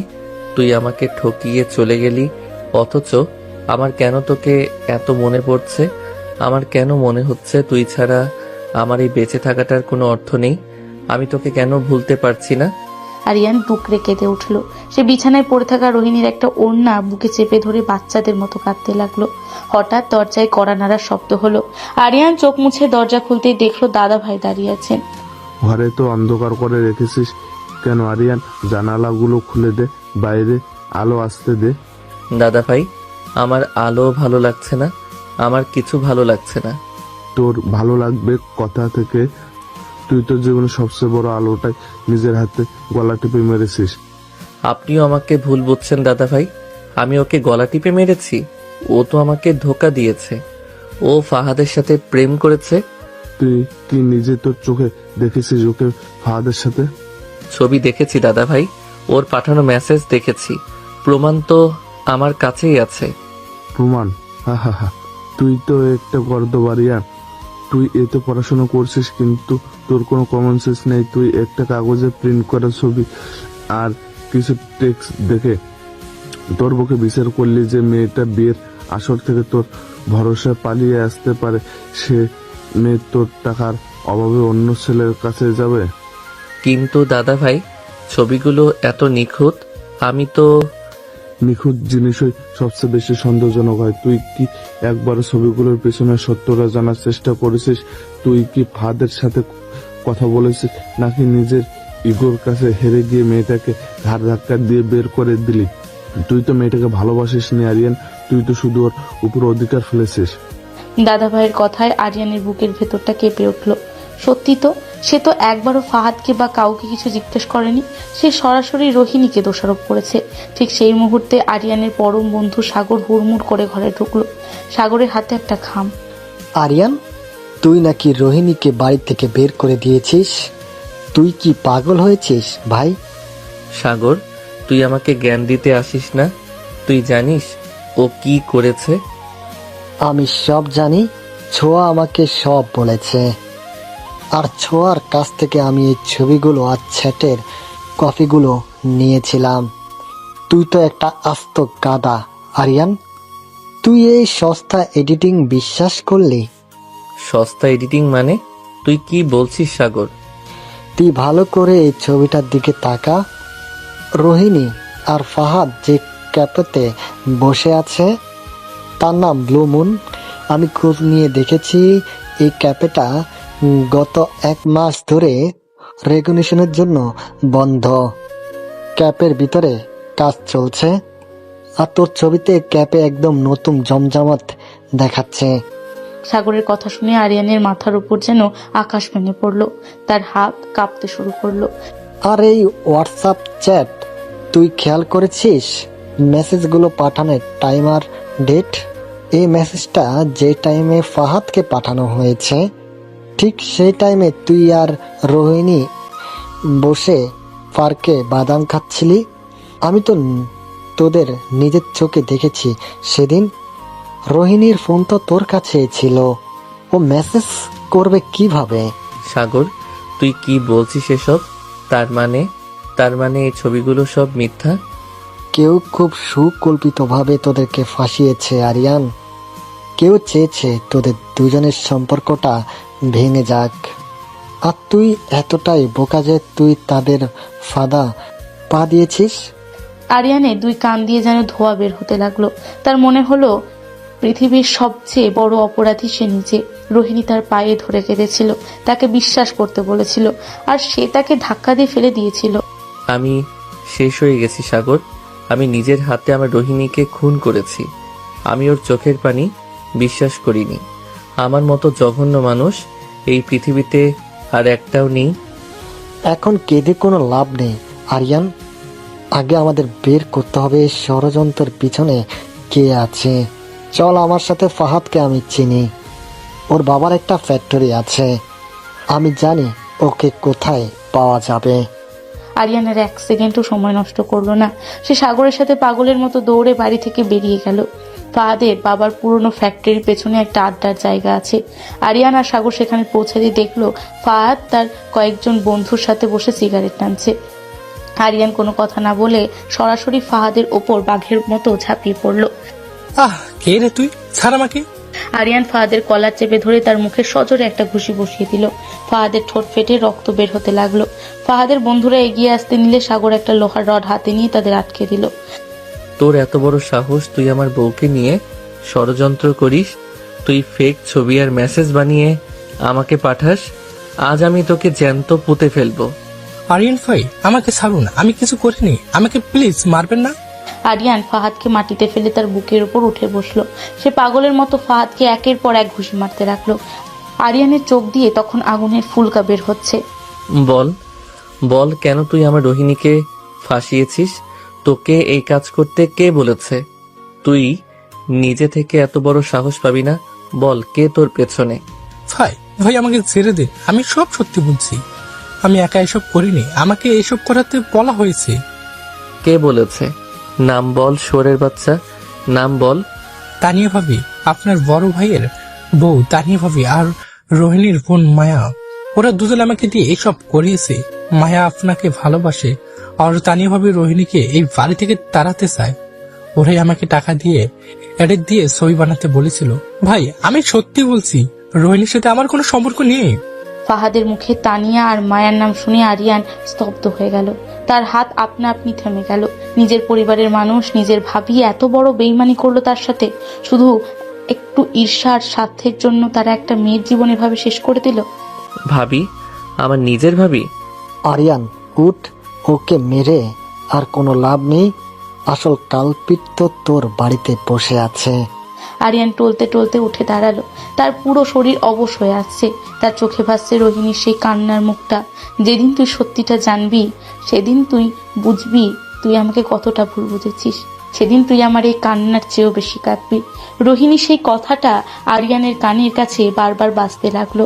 আরিয়ান সাগরের সামনে রাস্তায় হাঁটু গেড়ে বসে হাউমাউ করে কেঁদে উঠল। আমি ওকে কি জবাব দিব সাগর? আমি কোন মুখে ওর সামনে গিয়ে দাঁড়াবো? আমি ওকে নিজের হাতে আমার ঘর থেকে তাড়িয়ে দিয়েছি। আমি ওর চরিত্রের উপর দাগ লাগিয়েছি। ও তো আমাকে কোনোদিন ক্ষমা করবে না রে। আরিয়ান শান্ত হ, রোহিণী তোকে ভালোবাসে। তুই ওর কাছে গিয়ে ক্ষমা চা, ও ঠিক বুঝবে। তুই আগে ওর কাছে যা, বাড়ি হিসাব পরে হবে। আগে তোর স্ত্রীকে ফিরিয়ে আন। আরিয়ান সাগরের কথা শুনে পাগলের মতো উঠে দাঁড়ালো। সে কোনো গাড়ি না নিয়ে বৃষ্টির মধ্যেই দৌড়াতে শুরু করলো। হ্যাঁ, বাইরে তখন মুষলধারে বৃষ্টি শুরু হয়েছে। আরিয়ান রাস্তার কাদা পানি কোনো কিছুর তোয়াক্কা না করে দৌড়াচ্ছে। তার শুধু একটাই লক্ষ্য, রোহিণী। শফিকুর রহমানের বিশাল অট্টালিকার সামনে এসে আরিয়ান হাঁপাতে হাঁপাতে থামলো। বৃষ্টির পানিতে তার পুরো শরীর ভিজে একাকার। সে গেটের দারোয়ানকে ধাক্কা দিয়ে সরিয়ে ভেতরে ঢুকতে চাইলো। এই, কে তুমি? ভেতরে যাওয়া নিষেধ, ম্যাডাম বারণ করেছে। আমাকে ছাড়ুন, আমি রোহিণীর স্বামী। আমাকে ওর সাথে দেখা করতে হবে। রোহিণী তুই কোথায়? নিচে আয় রোহিণী, আমাকে মাফ করে দে। আরিয়ানের চিৎকারে শফিকুর রহমান আর লুবনা রহমান বারান্দায় বেরিয়ে এলেন। লুবনা রহমান আরিয়ানকে দেখে রাগে ফেটে পড়লেন। এত বড় স্পর্ধা! তুই আবার এই বাড়িতে এসেছিস? তুই আমার মেয়েকে মিথ্যা অপবাদ দিয়ে বাড়ি থেকে বের করে দিয়েছিস, আর এখন এখানে এসে নাটক করছিস? দারোয়ান, ঘাট ধাক্কা দিয়ে বের করো ওকে। আন্টি প্লিজ, আমাকে একবার রোহিণীর সাথে কথা বলতে দিন। আমি সব জেনে গেছি। আমি ফাহাদকে ধরেছিলাম। এটা একটা ষড়যন্ত্র ছিল। আমার ভাবি আর মায়া মিলে এই প্ল্যান করেছিল। আমি নির্দোষ আন্টি। আমি শুধু রোহিণীকে একটাবার দেখতে চাই। আরিয়ান, তুমি এখন যাও। রোহিণী ভালো নেই, ও তোমার সাথে কোনো কথা বলবে না। আঙ্কেল, আমি ওকে না নিয়ে যাব না। আমি এখানেই মরে যাব, কিন্তু ওকে ছাড়া যাব না। রোহিণী, আমি জানি তুই আমার কথা শুনতে পাচ্ছিস। তুই নিচে আয়, আমাকে একটা শাস্তি দে। তুই যা বলবি আমি তাই করব। আরিয়ান বৃষ্টির মধ্যে গেটের সামনে হাঁটু গেড়ে বসে টুকরে কাঁদতে লাগলো। তার কান্না বৃষ্টির শব্দের চেয়েও তীব্র হয়ে উঠল। হঠাৎ মেন দরজাটা খুলে গেল। রোহিণী ধীর পায়ে বৃষ্টির মধ্যে বেরিয়ে এলো। তার পরনে একটা সাদা রঙের সাধারণ সালোয়ার কামিজ, চুলগুলো এলোমেলো, চোখের দৃষ্টি এখনো সেই আগের মতোই শূন্য। রোহিণী ছাতা ছাড়াই আরিয়ানের সামনে এসে দাঁড়ালো। রোহিণী, আমাকে মাফ করে দে। আমি একটা জানোয়ার, আমি একটা গাধা। আমি তোকে চিনতে পারিনি। আমি তোর চোখের পানি বিশ্বাস করিনি। তুই আমাকে মার রোহিণী, তুই আমাকে খুন করে ফেল, কিন্তু আমাকে ছেড়ে যাস না। আরিয়ান রোহিণীর পা জড়িয়ে ধরে হাউমাউ করে কাঁদতে লাগলো। রোহিণী কোনো নড়াচড়া করলো না। সে অত্যন্ত শীতলভাবে আরিয়ানের দিকে তাকালো। তুই এখানে কেন এসেছিস আরিয়ান? আমার ফাহাদের সাথে দেখা করার কথা ছিল। তুই তো আমাকে স্বাধীন করে দিয়েছিস। তুই তো বলেছিলি আমি একটা জঘন্য মেয়ে। তাহলে জঘন্য মেয়ের কাছে আবার ফিরে এলি কেন? প্লিজ রোহিণী, আর এসব বলিস না। আমার বুকটা ছিঁড়ে যাচ্ছে। আমি সব জানতে পেরেছি। আমি ফাহাদকে পিটিয়েছি। আমি জানি তানিয়া ভাবি এসব করিয়েছে। আমি ওদের কাউকে ছাড়বো না। আমি আজই তানিয়া ভাবিকে পুলিশে দিব। তুই চল আমার সাথে। তুই সত্যি অনেক বোকা আরিয়ান। তুই ভাবছিস সমস্যাটা তানিয়া ভাবি আর ফাহাদ। না আরিয়ান, সমস্যাটা তুই আর আমি। রোহিণী, তুই কি বলছিস? তুই ফাহাদকে মেরেছিস, তানিয়া ভাবিকে বাড়ি থেকে বের করে দিবি, কিন্তু তোর নিজের মনের ভেতরে যে সন্দেহ আর অবিশ্বাসের বীজ ঢুকে আছে, সেটা কিভাবে বের করবি আরিয়ান? কাল যদি আবার অন্য কেউ আমার নামে মিথ্যা কোনো ছবি নিয়ে আসে, তুই আবারও আমাকে বাড়ি থেকে ঘাট ধাক্কা দিয়ে বের করে দিবি, তাই না? না রোহিণী, আমি তোকে ছুঁয়ে প্রমিস করছি, আমি জীবনেও আর তোকে অবিশ্বাস করব না। আমি মরে গেলেও তোর নামে কোনো কথা বিশ্বাস করব না। আমাকে শুধু একটা সুযোগ দে। রোহিণী আরিয়ানের দুই হাত দুটো নিজের পা থেকে আলতো করে সরিয়ে দিল। সে কয়েক কদম পিছিয়ে গিয়ে আরিয়ানের চোখের দিকে তাকালো। সুযোগ? ভালোবাসায় কোনো সেকেন্ড চান্স হয় না আরিয়ান। আমি তোকে আমার বন্ধু ভেবেছিলাম, আমার স্বামী মেনেছিলাম। আমি আমার বাবার এত বড় সাম্রাজ্য ছেড়ে তোর এই ছোট্ট ঘরে গিয়েছিলাম শুধু একটা আশ্রয়ের খোঁজে। আমি ভেবেছিলাম তুই আমাকে বিশ্বাস করবি, কিন্তু তুই আমাকে এমন একটা অপবাদ দিলি যা একটা মেয়ের পক্ষে মেনে নেওয়া অসম্ভব। রোহিণী প্লিজ এমন করিস না। আমি তোকে ছাড়া বাঁচবো না রে। তুই বাঁচবি আরিয়ান, খুব ভালোভাবেই বাঁচবি, কিন্তু আমি আর তোর কাছে ফিরে যাব না। তুই ঠিকই বলেছিলি, আমি তোর জীবনে একটা বোঝা ছিলাম। আজ আমি তোকে সেই বোঝা থেকে চিরতরে মুক্তি দিলাম। না, তুই এমন কথা বলতে পারিস না। তুই আমাকে ভালোবাসিস রোহিণী। ভালোবাসতাম, হ্যাঁ, আমি তোকে নিজের চেয়েও বেশি ভালোবাসতাম, কিন্তু যে ভালোবাসায় বিশ্বাস নেই সেই ভালোবাসার কোনো অধিকার নেই আরিয়ান। তোর সাথে আমার গল্প এখানেই শেষ। তুই ভালো থাকিস। রোহিণী আর এক মুহূর্ত দাঁড়ালো না। সে ঘুরে সোজা বাড়ির ভেতর ঢুকে দরজাটা সজোরে বন্ধ করে দিল। আরিয়ান বৃষ্টির মধ্যে পাথরের মতো বসে রইল। তার চোখের সামনে দিয়ে যেন তার পুরো পৃথিবীটা ভেঙে টুকরো টুকরো হয়ে গেল। রোহিণীর শেষ কথাটা তার কানে প্রতিধ্বনিত হতে লাগলো। যে ভালোবাসায় বিশ্বাস নেই সেই ভালোবাসার কোনো অধিকার নেই। আরিয়ানের শূন্যতার হাহাকার বৃষ্টি শব্দে মিশে একাকার হয়ে গেল। রাত 11টা। আরিয়ান বাড়ির ড্রয়িং রুমে এক থমথমে পরিবেশ। বাড়ির সবাই ঘুমাতে যাওয়ার প্রস্তুতি নিচ্ছিল। ঠিক তখনই সদর দরজাটা সজোরে লাথি মেরে খুলে ফেলল আরিয়ান। তার পুরো শরীর বৃষ্টির পানিতে ভেজা, চোখ দুটো জবা ফুলের মতন লাল। তার হাতে ফাহাদের কলার, অন্য হাতে ফাহাদের ফোন। আরিয়ানের পেছন পেছন সাগরও ঢুকলো। আরিয়ানের এমন রুদ্রমূর্তি দেখে আকবর সাহেব, সাইমা বেগম, নিহাল, তানিয়া, ছোয়া এবং দাদাভাই সবাই ড্রয়িং রুমে ছুটে এলেন। আরিয়ান, এসব কি? তুই এত রাতে ভিজে একাকার হয়ে এই ছেলেকে মারতে মারতে বাড়িতে ঢুকিয়েছিস কেন? ছেলেটাকে? এই ছেলেটাকে সেটা আমি বলবো না আব্বু, সেটা বলবে আপনার গুণধর বড় ছেলের বউ তানিয়া ভাবি। বলুন তো, এই ছেলেটাকে? আরিয়ানের চিৎকারে পুরো বাড়ি কেঁপে উঠল। তানিয়া ফাহাদকে দেখে ভয়ে এক পা পিছিয়ে গেল, তার মুখ ফ্যাকাশে হয়ে গেল। মায়াও ভয়ে কাঁপতে শুরু করলো। আমি কিভাবে জানবো ওকে? আমি তো ওকে জীবনেও দেখিনি।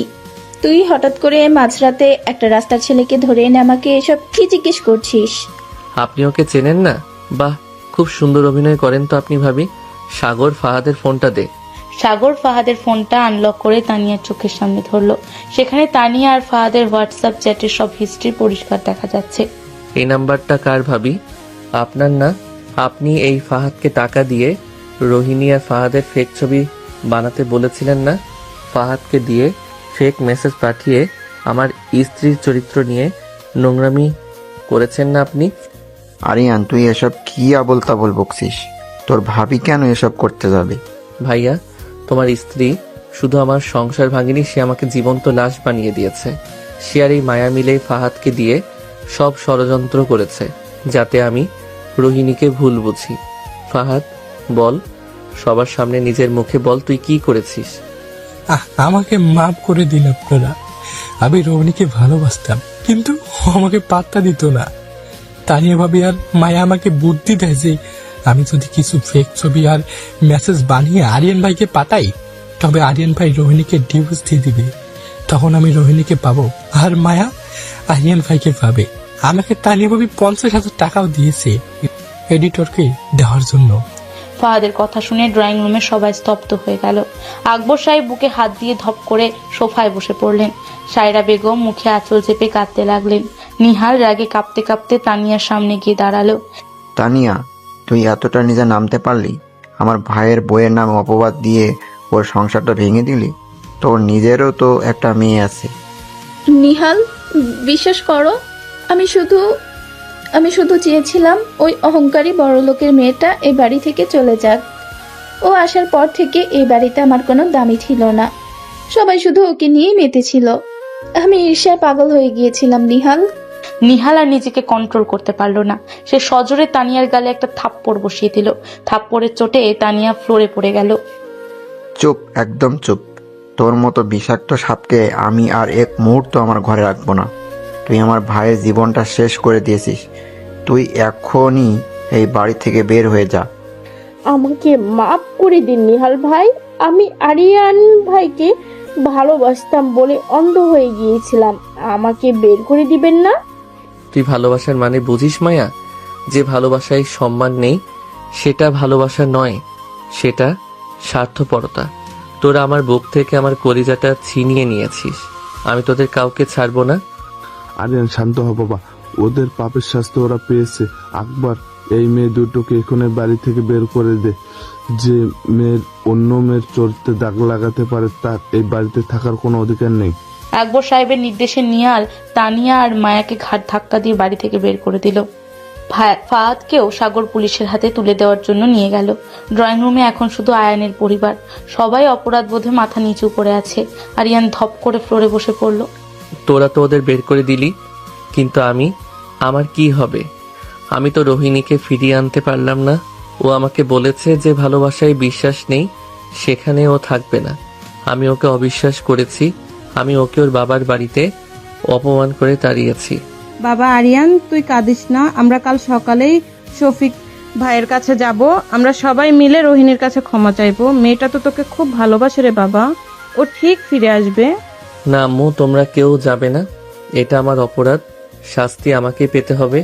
আমি নিজের স্ত্রীর সম্মান রক্ষা করতে পারিনি। আমি নিজে প্রমাণ না করা পর্যন্ত আমি এই বাড়িতে ফিরবো না। আরিয়ান আর কোনো কথা না বলে আবার সেই বৃষ্টির মধ্যে বেরিয়ে গেল। রাত তখন 2টো। আরিয়ান শফিকুর রহমানের বাড়ির গেটের সামনে এসে দাঁড়ালো। বৃষ্টি আরো তীব্র হয়েছে। আরিয়ানের শরীর ঠান্ডায় কাঁপছে, কিন্তু সে গেটের গ্রিল ধরে ঠায় দাঁড়িয়ে আছে। এভাবে কেটে গেল পুরো রাত। সকাল 8টা। বৃষ্টি তখনও থামেনি। শফিকুর রহমান ছাতা মাথায় দিয়ে গেটের বাইরে এসে দেখলেন আরিয়ান শীতে কাঁপতে কাঁপতে গেটের পিলারের সাথে হেলান দিয়ে বসে আছে। তার চোখ দুটো অর্ধেক বোঝা, ঠোঁট নীল হয়ে গেছে। আরিয়ান বাবা, তুই এখনো এখানে বসে আছিস? তুই তো মরে যাবি বাবা। ভেতরে আয়। না আঙ্কেল, আমি ভেতরে যাওয়ার যোগ্যতা হারিয়েছি। আমি আপনার মেয়ের চোখের পানি বিশ্বাস করিনি। আমি একটা জঘন্য স্বামী। আমাকে আমার শাস্তি পেতে দিন। বাবারে, তুই তো সব জেনে গেছিস। এটা একটা ষড়যন্ত্র ছিল। তুই তো ইচ্ছে করে ওকে কষ্ট দিসনি। রোহিণী খুব জেদি মেয়ে বাবা। তুই ভেতরে না এলে ও তোকে মাফ করবে না। ও তো ঠিকই বলেছে আঙ্কেল, ভালোবাসায় বিশ্বাস থাকতে হয়। আমি কেন বাইরের একটা কাগজের টুকরোকে আমার স্ত্রীর চেয়ে বেশি বিশ্বাস করলাম? আমার ভালোবাসা এত ঠুনকো কেন হলো? আমাকে এখানেই বসে থাকতে দিন। ও যতক্ষণ না আমাকে ওর সামনে যাওয়ার অনুমতি দিচ্ছে, আমি এখান থেকে এক চুলও নড়ব না। শফিকুর রহমান দীর্ঘশ্বাস ফেলে বাড়ির ভেতর চলে গেলেন। দোতলার বারান্দায় দাঁড়িয়ে রোহিণী জানালার পর্দার আড়াল থেকে আরিয়ানকে দেখছিল। সারা রাত ও ঘুমায়নি। আরিয়ানকে বৃষ্টিতে ভিজতে দেখে ওর বুকের ভেতরটা ছটফট করছিল, কিন্তু ওর আত্মসম্মান ওকে নিচে যেতে দিচ্ছিল না। তুই এত জেদ করছিস কেন আরিয়ান? তুই চলে যা না। তুই তো জানিস আমি তোর কষ্ট দেখতে পারি না। তুই কেন আমাকে দুর্বল করে দিচ্ছিস? আমি তোকে মাফ করব না। তুই আমাকে অনেক বড় অপবাদ দিয়েছিস। দুপুর 12টা। টানা বৃষ্টির কারণে রাস্তাঘাটে পানি জমে গেছে। হঠাৎ শফিকুর রহমানের দারোয়ান দৌড়ে এসে রোহিণীকে ডাক দিল। ম্যাডাম, ম্যাডাম, আরিয়ান স্যার তো জ্ঞান হারিয়ে পড়ে গেছেন। ওনার গায়ে অনেক জ্বর। দারোয়ানের কথা শুনে রোহিণীর হাত থেকে পানির গ্লাসটা ছিটকে পড়ে পড়ে ভেঙে গেল। সে আর এক মুহূর্ত চিন্তা করলো না। সে খালি পায়ে ছাতা ছাড়াই পাগলের মতো দৌড়ে গেটের বাইরে চলে গেল। আরিয়ান, আরিয়ান, চোখ খোল। রোহিণী আরিয়ানের মাথাটা নিজের কোলে তুলে নিল। আরিয়ানের পুরো শরীর জ্বরে পুড়ে যাচ্ছে, ঠোঁট দুটো নীল। সে চোখ খোলার চেষ্টা করছে কিন্তু পারছে না। রোহিণী, তুই এসেছিস? তুই আমাকে মাফ করেছিস? তুই একটা পাগল, তুই একটা বদ্ধ পাগল। তুই কেন সারা রাত বৃষ্টিতে ভিজেছিস? তুই কি মরতে চাস? তোকে মরে যাওয়ার অধিকার কে দিয়েছে? হ্যাঁ, তুই তো আমাকে তোর জীবন থেকে বের করে দিয়েছিস। আমার তো এমনিতেই মৃত্যু হয়ে গেছে। রোহিণী, আমাকে মাফ করে দে। আমি তোকে ছাড়া সত্যি বাঁচবো না রে। আরিয়ানের চোখ বন্ধ হয়ে গেল। রোহিণী চিৎকার করে কেঁদে উঠল। আব্বু, আব্বু, তাড়াতাড়ি আসো। আরিয়ান জ্ঞান হারিয়েছে, ওকে ভেতরে নাও। শফিকুর রহমান আর দারোয়ান মিলে আরিয়ানকে ধরাধরি করে বাড়ির ভেতর নিয়ে এলেন। লুবনা রহমানও আরিয়ানের এই অবস্থা দেখে আর কিছু বলতে পারলেন না। ডাক্তার এসে আরিয়ানকে দেখলেন। 3 ঘন্টা পর আরিয়ানের জ্ঞান ফিরল। আরিয়ান চোখ খুলে দেখলো সে একটা বিশাল বিলাসবহুল ঘরে শুয়ে আছে। তার মাথায় জলপট্টি দেওয়া হচ্ছে, আর সেই জলপট্টি দিচ্ছে রোহিণী। রোহিণীর চোখ মুখ কেঁদে কেঁদে ফুলে গেছে। আরিয়ান ধীরে ধীরে রোহিণীর হাতের ওপর নিজের হাতটা রাখলো। তুই এখনো কাঁদছিস? আমি তো বেঁচে আছি। তুই চুপ করে থাকবি একদম। একটা কথা বলবি না তুই। তোর সাহস কত? তুই নিজের উপর এত বড় অত্যাচার করলি? তুই কি ভেবেছিস তুই বৃষ্টিতে ভিজলে আমি তোকে মাফ করে দিব? মাফ না করলে আমি আবার গিয়ে ওই বৃষ্টির মধ্যে দাঁড়াবো। তুই আমাকে যতবার তাড়িয়ে দিবি আমি ততবার তোর দরজায় এসে ভিখারির মতো বসে থাকবো। কারণ তুই আমার অহংকার রোহিণী। আমার অহংকার ছাড়া আমি তো শূন্য। তুই এত খারাপ কেন আরিয়ান? তুই তো জানিস আমি তোকে ভালোবাসার পর থেকে তোর একটা আঁচড় লাগলেও আমার কলেজে ছিঁড়ে যায়। তুই আমাকে এমন একটা অপবাদ দিলি, আবার এখন নিজে কষ্ট পেয়ে আমাকে তিলে তিলে মারছিস। রোহিণী আরিয়ানের বুকে মাথা রেখে হাউমাউ করে কেঁদে উঠল। আরিয়ান তার দুর্বল হাত নিয়ে রোহিণীর পিঠ জড়িয়ে ধরল। আমার ভুল হয়ে গেছে রে পেতনি বউ। আমি আসলে ভয় পেয়ে গিয়েছিলাম। আমি একটা গরিব ছেলে। তুই এত সুন্দর, এত বড় লোকের মেয়ে। তুই যখন আমার জীবনে এলি আমার সবসময় ভয় হতো এই বুঝি আমি তোকে হারিয়ে ফেললাম। ফাহাদের ছবিগুলো দেখে আমি নিজের ইনসিকিউরিটির কাছে হেরে গিয়েছিলাম। আমি তোকে অবিশ্বাস করিনি রোহিণী। আমি আসলে নিজের যোগ্যতা নিয়ে ভয় পেয়েছিলাম। আমি কি তোকে কখনো তোর যোগ্যতা নিয়ে কথা শুনিয়েছি? আমি তো শুধু তোর ভালোবাসা চেয়েছিলাম আরিয়ান। তুই আমাকে বকা দিতি, আমাকে মারতি, আমি কিচ্ছু মনে করতাম না। কিন্তু তুই যখন বললি আমি জঘন্য, আমার মনে হচ্ছিল আমি মরে যাই। আর বলবো না, জীবনেও বলবো না। তুই আমার জীবনের সবচেয়ে সুন্দর পাওয়া। আমাকে আর একটা বার তোর ওই দুষ্টু বন্ধু হওয়ার সুযোগ দে রোহিণী। আমি কথা দিচ্ছি আমি সারা জীবন তোর রোমান্টিক স্বামী হয়ে তোকে আগলে রাখবো। ঠিক সেই মুহূর্তে ঘরের দরজা খুলে ভেতরে ঢুকলেন আকবর সাহেব, সাইমা বেগম, নিহাল আর দাদা ভাই। সাথে তাদের সাথে শফিকুর রহমান আর লুবনা রহমানও আছে। মা রোহিণী, আমরা অনেক বড় অপরাধ করেছি মা। আমরা আমাদের ছেলের বউয়ের সম্মান রক্ষা করতে পারিনি। তুই আমাদের ক্ষমা করে দে মা। মারে, তোকে ছাড়া ওই বাড়িটা একদম শ্মশান হয়ে গেছে। ছোঁয়া সারাদিন শুধু তোর জন্য কাঁদে। তুই আমাদের মাফ করে দে, আমাদের বাড়ি ফিরে চল মা। তুই যদি মাপ না করিস তবে এই বুড়ো মানুষটা আজ তোর পায়ে ধরবে। রোহিণী তাড়াতাড়ি বিছানা থেকে উঠে দাদা ভাইয়ের পা জড়িয়ে ধরলো। দাদা ভাই, আপনি এসব কি বলছেন? আপনারা গুরুজন, আপনারা কেন মাফ চাইবেন? আরিয়ান তো ওর ভুল বুঝতে পেরেছে, আর তানিয়া ভাবির আসল রূপ তো আপনারা জানতে পেরেছেন। আমার আর কোনো অভিযোগ নেই। রোহিণী, তুই চাইলে আরিয়ানের সাথে এই বাড়িতেও থাকতে পারিস মা। আমি আরিয়ানকে আমার নিজের ছেলের মতো মেনে নিব। না আম্মু, আমি আরিয়ানের স্ত্রী। আরিয়ানের বাড়ি আমার বাড়ি, আমি ওই বাড়িতেই ফিরে যাব। ওটা শুধু একটা ইটের বাড়ি না, ওটা আমার ভালোবাসার তাজমহল। রোহিণীর কথায় দুই পরিবারের সবার চোখে পানি চলে এলো। দীর্ঘদিনের সব ভুল বোঝাবুঝি আর অভিমান আজ ভালোবাসার কাছে হার মানল। 7 দিন পর আরিয়ান পুরোপুরি সুস্থ। আজ তাদের বাড়িতে একটা ছোটখাটো উৎসবের আয়োজন করা হয়েছে রোহিণী ফিরে আসা উপলক্ষে। রাতের বেলা ড্রয়িং রুমে ভিড় ঠেলে আরিয়ান নিজের ঘরে ঢুকলো। ঘরটা রোহিণী নিজের হাতে সাজিয়েছে। পুরো ঘরে লাল গোলাপ আর মোমবাতি স্নিগ্ধ আলো। রোহিণী আয়নার সামনে দাঁড়িয়ে নিজের শাড়ি ঠিক করছিল। আরিয়ান ধীর পায়ে পেছন থেকে গিয়ে রোহিণীকে জড়িয়ে ধরলো। উফ, আমার বউটাকে আজ এত সুন্দর লাগছে কেন? চোখ তো ফেরাতেই পারছি না। ছাড়ো আরিয়ান, কেউ চলে আসবে, দরজাটা তো অন্তত লক করো। তুই আমাকে ছাড়ো বললি? বাহ, তুই টোকারি থেকে 1 লাফে সম্মান। ঘটনা কি মহারানী? ঘটনা কিছুই না। আমি ভাবলাম যে স্বামী আমার জন্য সারা রাত বৃষ্টিতে ভিজে জ্বর বাঁধাতে পারে, তাকে একটু সম্মান তো করাই যায়, তাই না? শুধু সম্মান, আর কিছু জুটবে না কপালে? আরিয়ান রোহিণীকে নিজের দিকে ঘুরিয়ে নিল। রোহিণীর মুখ লজ্জায় লাল হয়ে আছে।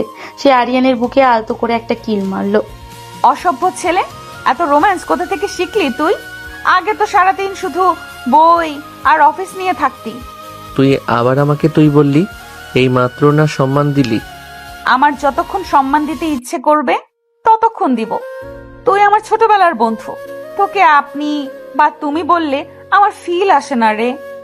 তুই আমার সেই পুরনো আরিয়ানই থাক। আচ্ছা বাবা, তুই যা বলবি তাই। তুই শুধু আমার সাথে থাকিস। তোর এই দুষ্টুমি, তোর এই পাগলামি ছাড়া আমি সত্যিই অচল। আর কোনোদিন আমাকে সন্দেহ করবি? আমি আমার নিজের চোখকে অবিশ্বাস করতে পারি, কিন্তু তোকে না। তুই আমার প্রথম ভালোবাসা, আর তুই আমার শেষ। আর কোনো নীলা বা মায়ার দিকে তাকাবি? আরে বাবা, আমার নিজের ঘরে এত সুন্দরী একটা পেতনি বউ থাকতে আমি অন্য পেতনির দিকে কেন তাকাবো? তুই আমাকে আবার পেতনি বললি? দাঁড়া, দেখাচ্ছি মজা। রোহিণী কৃত্রিম রাগ দেখিয়ে আরিয়ানকে খামচি দিতে গেল। আরিয়ান খিলখিল করে হেসে রোহিণীর 2 হাত ধরে তাকে শূন্যে তুলে নিল। রোহিণীও হাসতে হাসতে আরিয়ানের গলায় হাত জড়িয়ে ধরল। মোমবাতি স্নিগ্ধ আলোয় দুজনের ছায়া এক হয়ে মিশে গেল। অনেক ঝড় তুফান, ষড়যন্ত্র আর কান্নার পর অবশেষে তাদের ভালোবাসার জয় হলো। দুষ্টু বান্ধবী আজ সত্যি আরিয়ানের জীবনে সবচেয়ে রোমান্টিক এবং ভালোবাসার বউ হয়ে চিরকালের জন্য তার বুকে জায়গা করে নিল। দুজনের এই মিষ্টি হাসির শব্দে যেন পুরো পৃথিবীর সব দুঃখ মুছে গেল।